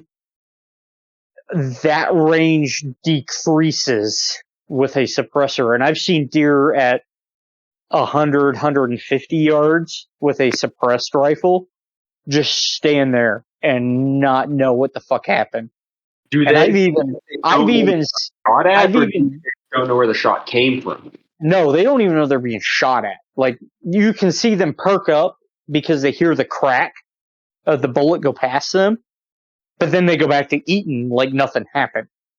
To the point where, and this is something I'd only ever seen in bow hunting previously, I had a buddy shoot a deer at 120 yards with a suppressed rifle and hit this deer perfectly.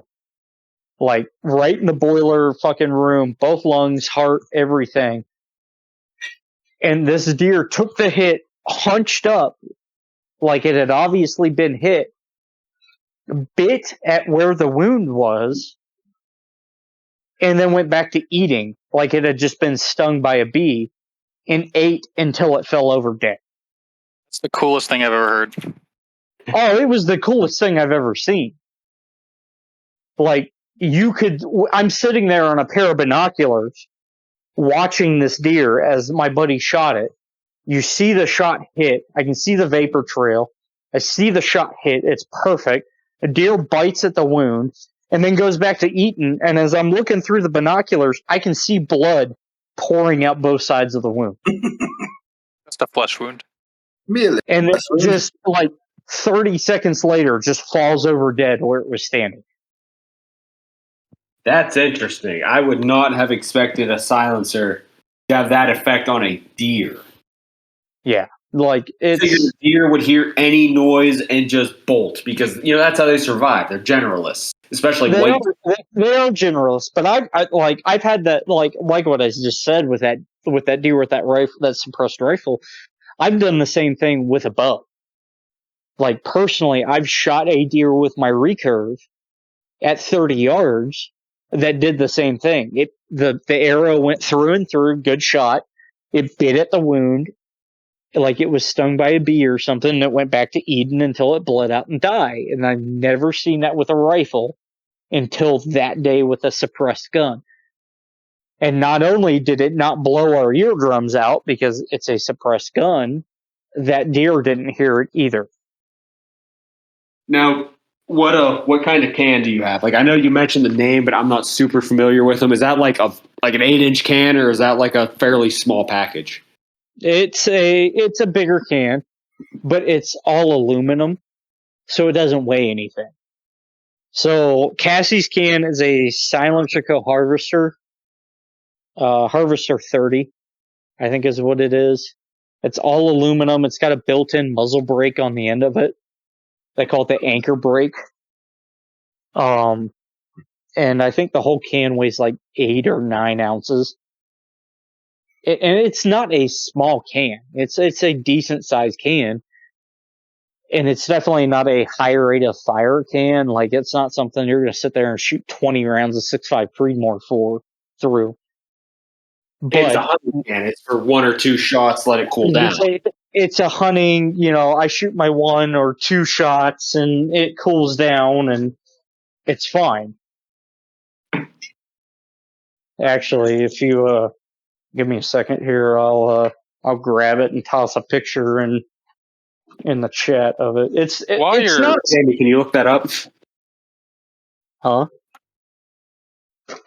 I was just saying while you're looking, you said that I was actually looking a few days ago at them, like the FG42 style brakes with just all the holes in it. You said those are relatively effective. They're very effective. They're very loud. You will bleed from your drums loud. Because I'm looking at just ripping the shitty one I have off my C308, and because that's what I'm going to put the Loudenser on, obviously, whenever it gets here. And then whenever I'm not shooting with the Loudenser, I'm looking at something else to put back on it. And it just interested me because, you don't have to time them. You can just kind of throw them on there, and they're good to go. I don't know what I'm going to put the Loudenser on. Everything. Dreams. I want him to make it like a choke tube so I can put it on a shotgun. Because I think that would be like the most Elmer Fudd thing like ever. A blunderbuss. Yeah, exactly. Oh my Oh god, now I want to do that. I bet if you asked really nicely and offered the appropriate amount of coin to the Khajiit. Khajiit has wares. He has wares if you have coin. I'm pretty sure they would take a look at maybe like it's not that much different machining to make it a choke tube. It's literally just 12 gauge, 20 gauge, whatever gauge. Just and spin. Like I understand it's machining; it's fairly expensive and all, but it's not. It's not like you're doing it for a silencer, So I can't imagine it'd be that different. It's definitely doable though. I like that you just took that on the fucking balcony over a parking lot. Yeah, I'm on my balcony, boys. Judge me. That's My a good neighbor. looking can. It's not a bad can, dude. It was, and that on top of it with the tax stamp, it was $800. Pretty solid. That's not bad. That's what 600 base roughly. Yeah, If my math- it was $650 for the can. It was $200 for the tax stamp. It was $850 out the door, and it was our shortest tax stamp that we've ever had on the trust. So it was a 238-day tax stamp. As far as tax stamps go, I don't have any experience, but I didn't think that was bad. No, especially on a trust, that's not bad. It is a Silencer Co. Harvester 300. I think mine took about The gun is long as fuck. Don't get me wrong. The gun is like long. It's moist nugget long, like moist nugget long. The moist nugget. Speaking of long shit, when I threw the bayonet on the M16 for the picture, I was like fucking around, like sticking it through doorways and stuff. I was like, damn, this would really suck to clear rooms with. I want to thread the barrel on a moist nugget and suppress it for scientific purposes. I want to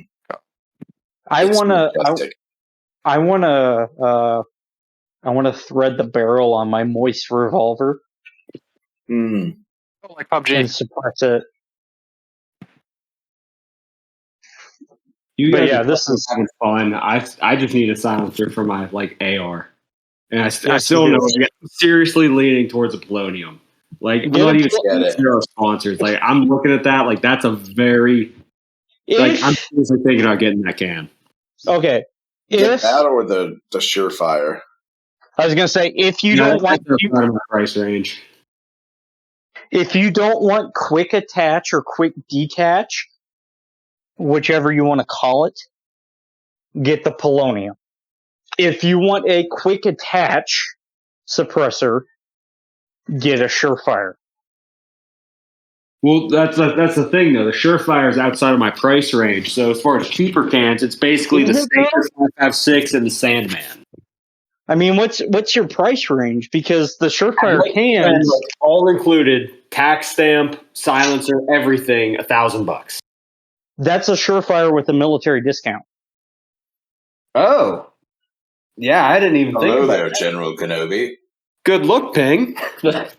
You're welcome. But a Surefire with a military discount is $1,000. Good look. Now that said, I bought my Surefire used. And with the tax stamp, it was $800. Well, so don't be afraid. They last forever. I was gonna say, don't be afraid to buy a used Surefire. It looks ugly because somebody burnt their fucking Toyota Tacoma with it. But well, you got to figure. I'm in Pennsylvania. Pennsylvania is one of the funniest states in the union. We don't even have laws around suppressors for hunting because the FUDs that write the laws don't even consider the existence of them. That's how what a suppressor is. Exactly. I was about to say I understand because I live in North Dakota, but then I can't argue because in North Dakota during deer season I can use a suppressor and I have no magazine limit for a centerfire rifle. So I can literally take an AR-15 with a Surefire 100-round fucking quad stack magazine and a suppressor into the deer woods, and that's okay here. Yeah, we're not even allowed to hunt on Sundays, so I don't want to hear it. Yeah, I can hunt on Sundays. And to go a step farther, I can hunt deer with an air rifle. I think we can too. I think it has to be 40 cal. It has to be 357 or bigger, but I can hunt deer with an air rifle here. Yeah, we have an air rifle season. They consider that, but they don't consider silencers. They don't allow us to use semis. We're not allowed to hunt on Sundays because we're all on it. And and you can't use fucking percussion muzzleloaders either. They have to be. No, we can in the October season. That's we can use inlines, percussion. We can use anything in the early October season. Then the late season in January is flintlock exclusive. And honestly, like I'm not even complaining because that's my season. I love flintlock hunting. That's that's changed since I was growing up in Ohio. Because I lived in southeastern Ohio, right along the West Virginia and Pennsylvania borders there, and we had a buddy that lived in Pennsylvania that would come over to hunt in Ohio because he could use an inline muzzleloader. Right, and so, then yeah. like occasionally even he would come across and still use his flintlock because that was the only muzzleloader at the time that was allowed. Yeah, the flintlock in Pennsylvania, it's common, especially in I think the 70s is when they introduced the flintlock season, and everybody started doing it because it's like a 3-week and some WMUs, it's even 4-week long season. So it's pretty popular. You see people still.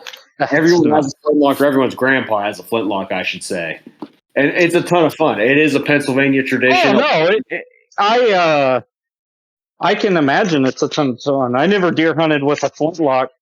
But the first muzzleloader I hunted in Ohio with was a Thompson Center Hawking percussion gun. Right, ours are me and my dad's are both. My dad has a Pedersoli. I have a Lyman. They're both like replicas of the Hawkins, but obviously different brands. And they're flintlock to abide by the law because I'm going to take the October season because it's still legal. And truthfully, if you maintain it and you know how to use it.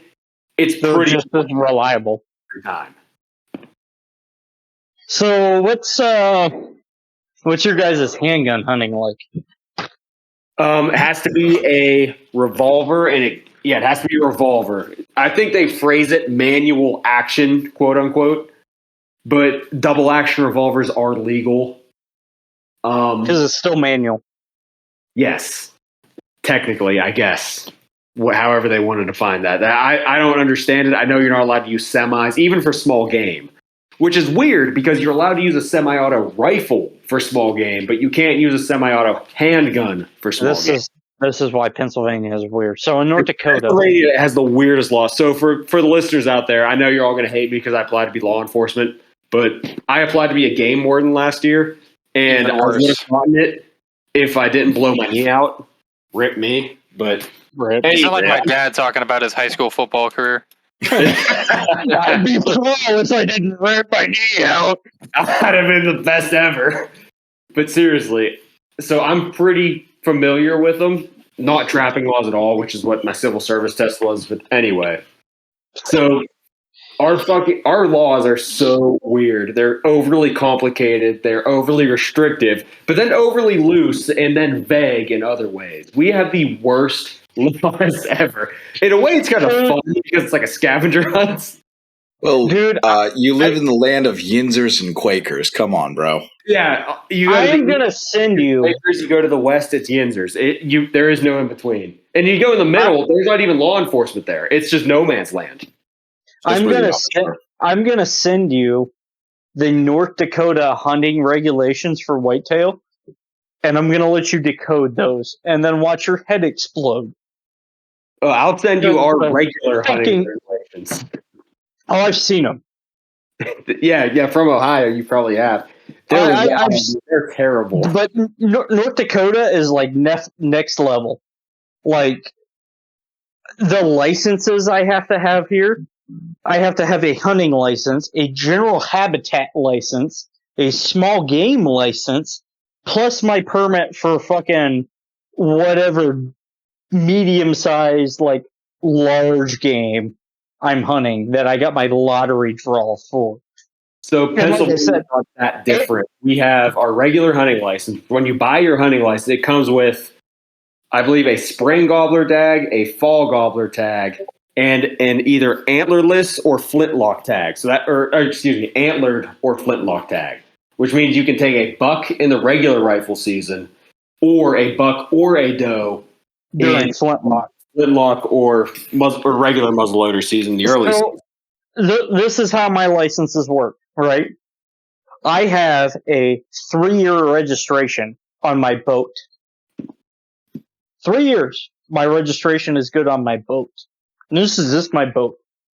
Then every year I buy a combination license, which is $52, which is a fishing license plus a hunting license with a small game and habitat permit, along with a HIP registration number.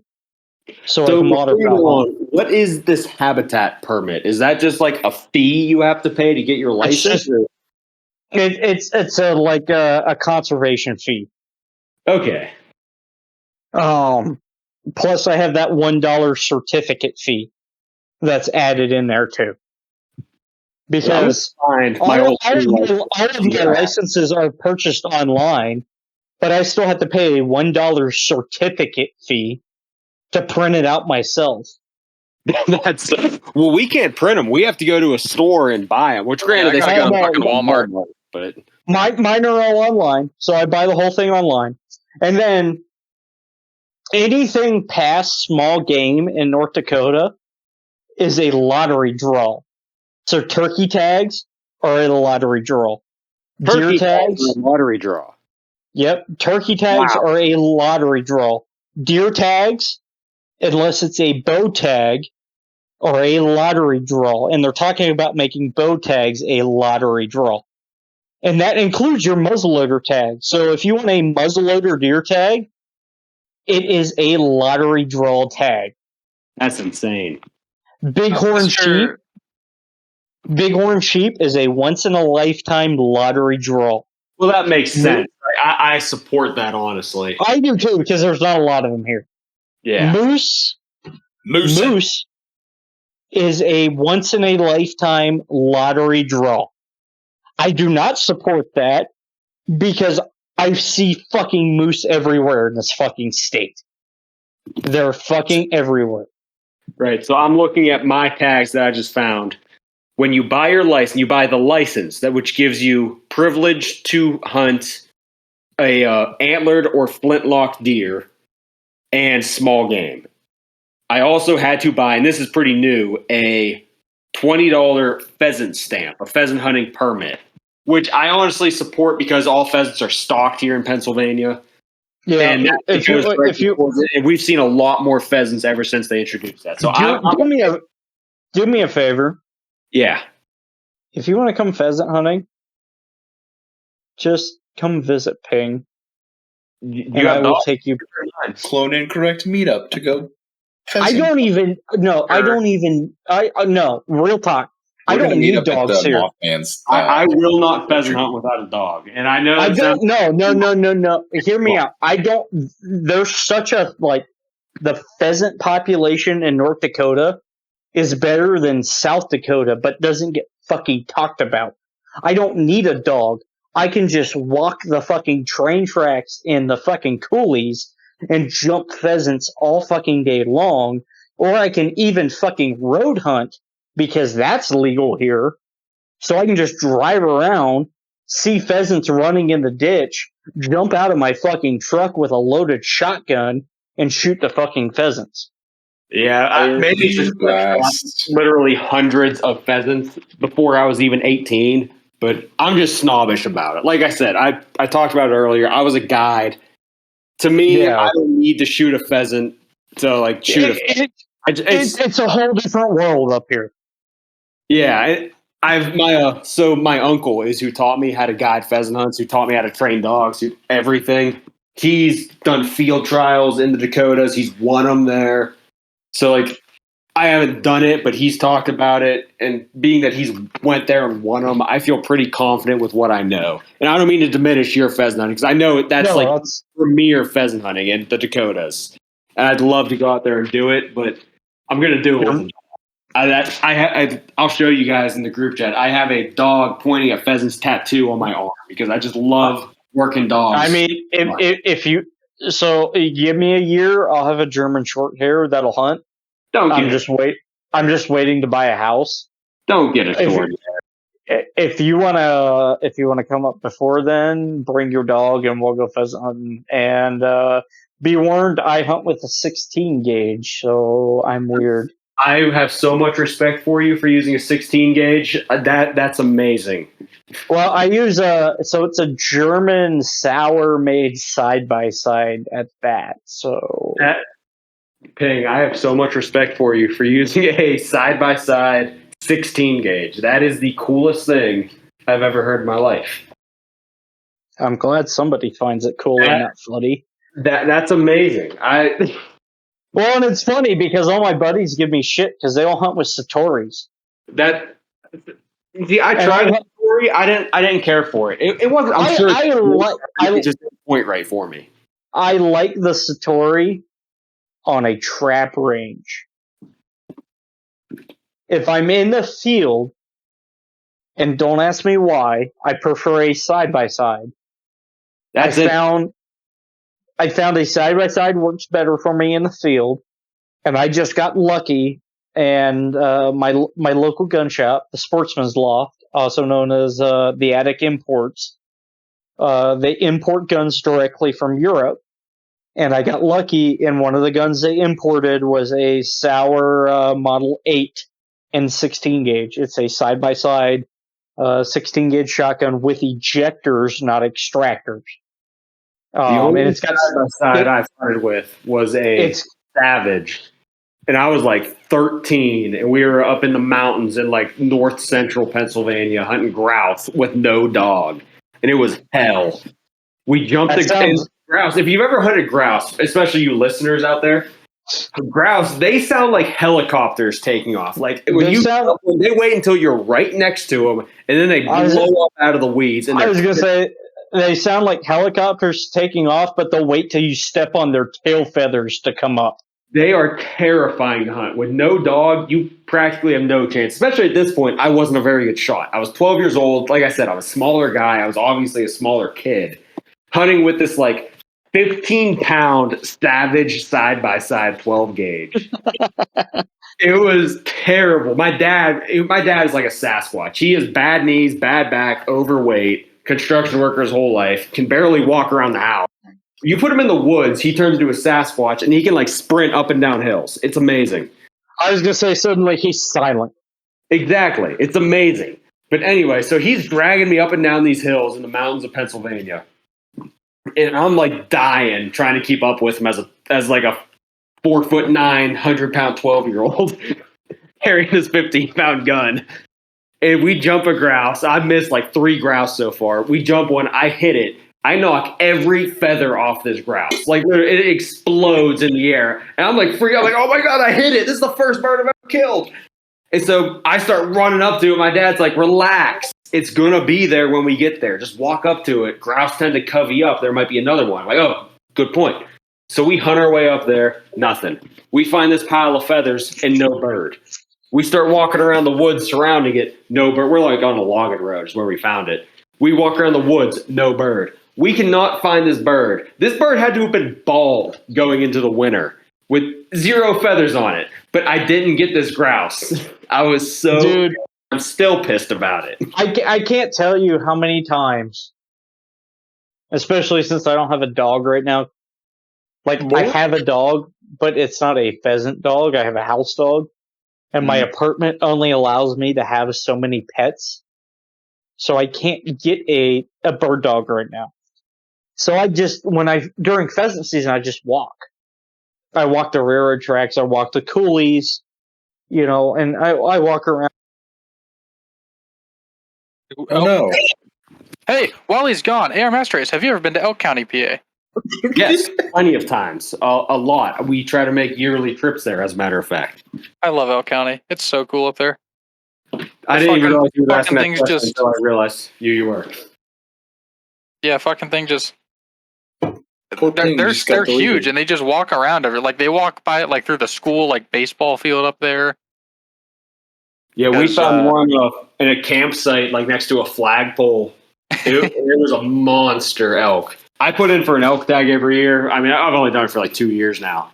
I've never won one, but if I win one, it'll be amazing. I thought of it whenever he said how they have the lottery system for stuff, and I know that's how they do it for elk tags up there, so Yeah, they can I maintain was like a gonna- big population. I was going to talk more about that to him, but I don't know where the hell he went. He'll be back in a minute, hopefully. We'll try to get him back, but we do need to What think the about fuck is wrapping this. 556 playing? He's playing Xbox? No, he's He's playing just not Miller here Shadow of which one is it? Shadow of War. on Xbox. And he's not here. Anyway, what did I miss? What all just talk about? We really talked- talked about hunting mostly. We talked about a lot about guns. This started out as a We never gun talk about podcast. guns here. But we did tonight. It was great. We did Wow, I our wasn't thing. here. That sounds awful. You missed Big me guns. mistaking a shotgun for a fucking DMR. That was hilarious. No, Ping said he was talking about the Benelli, what is it, M110 or whatever, or M1014. Just the fact that you just called it an M110, I know where you're going with this. He stole the M1014. He's like, how do you feel about the M1014? And for some reason, I was like, oh, M110 SAS. And I have some buddies at DMR course right now. So I'm like, oh, I have friends that are shooting that. They're like picking off birds at 600 yards. He's like, what the fuck are you talking about? It's a shotgun. That's fucking funny. When you said picking off birds, I was like, okay, shotgun, picking off birds, all right. 600 yards. And then you said 6. I was like, hold up. Hell of a choke tube in that thing. I was like, hold up. Is he talking about the M110? Yeah, everybody started picking on me. I'm like, what numbers did you say? You should have just went with it. Yeah, I should the M1014, the sniper rifle that we're using right now. Yeah. Like, dude, Marines are that good at shots. They can 600 yards with a shotgun, dude. Semper Fi. Yeah, should have just went with it. Yeah, I'm not a big hunter. I probably didn't miss much. I'm just really impatient, and I don't like being outside in the cold. Well, you can do this inside. Yeah, just get like a hunting cabin. I mean, Tree I guess stand I could at that's my enclosed. farm potentially. You can see into some of the fields out of the window at the whatchamacallit. Alternatively, I could just park my Jeep at the top of the hill and wait. So I went hunting one day. I went opening season this year. I only got a buck tag. I didn't have a doe tag, so naturally I only saw doe. I didn't see anything for like 2 hours. And then I needed to stand up, so I stood up and I turned around and there's a doe not like 5 foot behind me, just fucking staring me down. And I don't have a tag for it, but I almost shot it out of spite. I actually didn't see anything this year, and I busted my ass in the flintlock season. I went out every day, sun up to sundown, waiting until I was like, okay, it's still legal shooting technically, but there's no way I'd be able to hit a deer if it was more than 10 feet in front of me. If you're fine with shooting doe, dude, you should come to my farm. We don't give a shit if people hunt out there, and you always see at least a doe. I feel like anyway. 80 yards because I'm honestly exclusively flintlock hunting next year. I love flintlock hunting so much. That's all I'm gonna do. Depends on where you sit, but yeah, you could sit in between a couple of tree lines, and I'll have you out sometime. You can check it out. All right, yeah, I'll definitely. For those of you that don't know, me and 7-7 are like neighbors. So. Oh, I thought you were butt buddies. Well, that too, but it comes with being neighbors. I lost my beer, and it was half full, and I'm pissed. What the? How do you just lose a beer? Because I've had 7 or 8 or 9. Oh, okay. You sure you didn't drink it? I might have. Well, that's the thing. I have that Yeti koozie thing, and I can't find that either. If I found that empty, I'd be like, okay, I must have drank it. But I can't find that. So where's my beer? I don't know, but we're coming up on I think we cleared 2 hours, so we're gonna wrap it up. Don't hear me. He doesn't realize he's not here.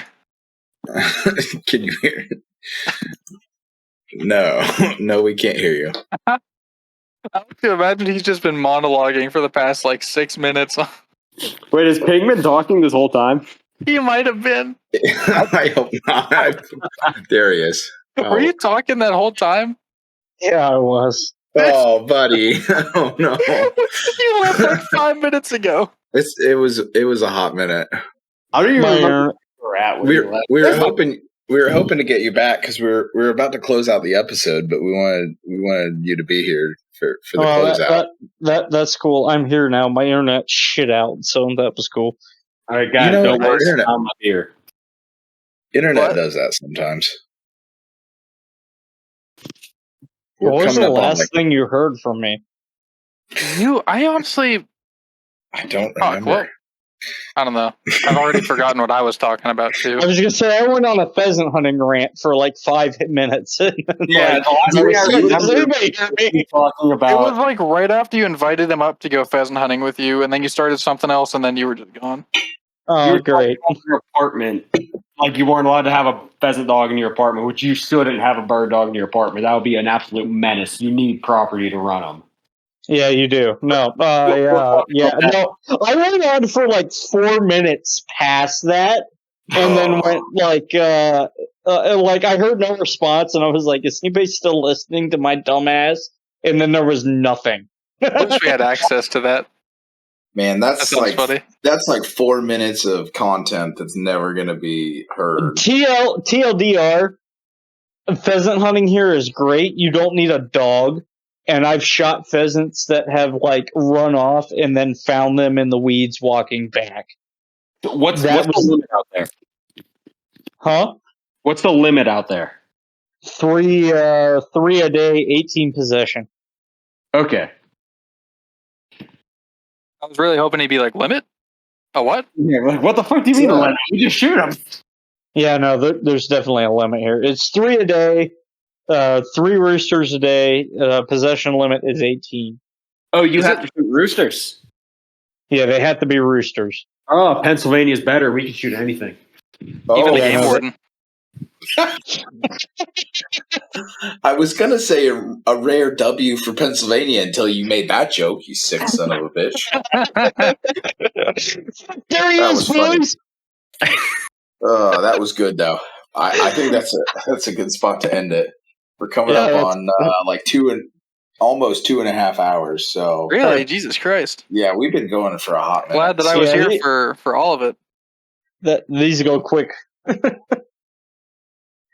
So we'd like to formally thank you for showing up to Ping's Rants. I hope you enjoyed your time here. If you'd Please. like ar15masterrace on again, please let us know. Yes, We you were think actually he's not going to the let him worst- on again after this. If you No, think they're he's the definitely worst not. host in podcast history, let us know.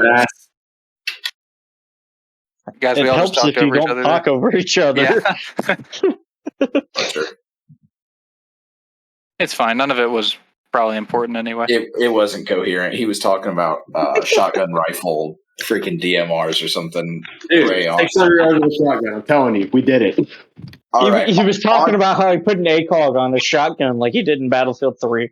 Yes. Dude, it's like talking to those fucking internet people about like how this round might not be the best for sniping. Like, well, Jerry Mitchell like hit a target at 1,000 yards with a 9mm. Shut down. And to close this out, we've got just one question for AR Master Race. Oh, God. What is your favorite flavor of crayon? My favorite flavor of crayon. This is going to be incredibly controversial. Okay. Green. Oh, really? Nobody talks about green, dude. I'm Green a is razzmatazz smart. fan myself. Yeah, Razzmatazz is the way to go. Nobody talks about green. It is underrated. I'm telling you. Try a green crayon sometime. Is there a I specific just had a shade? Just like the Just had a typical, purple like the one. OG, like 6-pack Crayola green. I'm telling you. No, I've never eaten a crayon. Do they age like cheese? Like, is it better Like to a- eat like no, a vintage they Crayola? age- They age like fine Find wine. one from like the 90s. It'll be great. It's like fine wine, man. Exactly. Ethan says he's going to end it. That's a good call. And on that terrible disappointment, thank you all for coming to this week's episode of Everybody Rants. End it right here. Right Bada here. bing. The episode, end not it. your life. End it, Ethan. End it, Dad.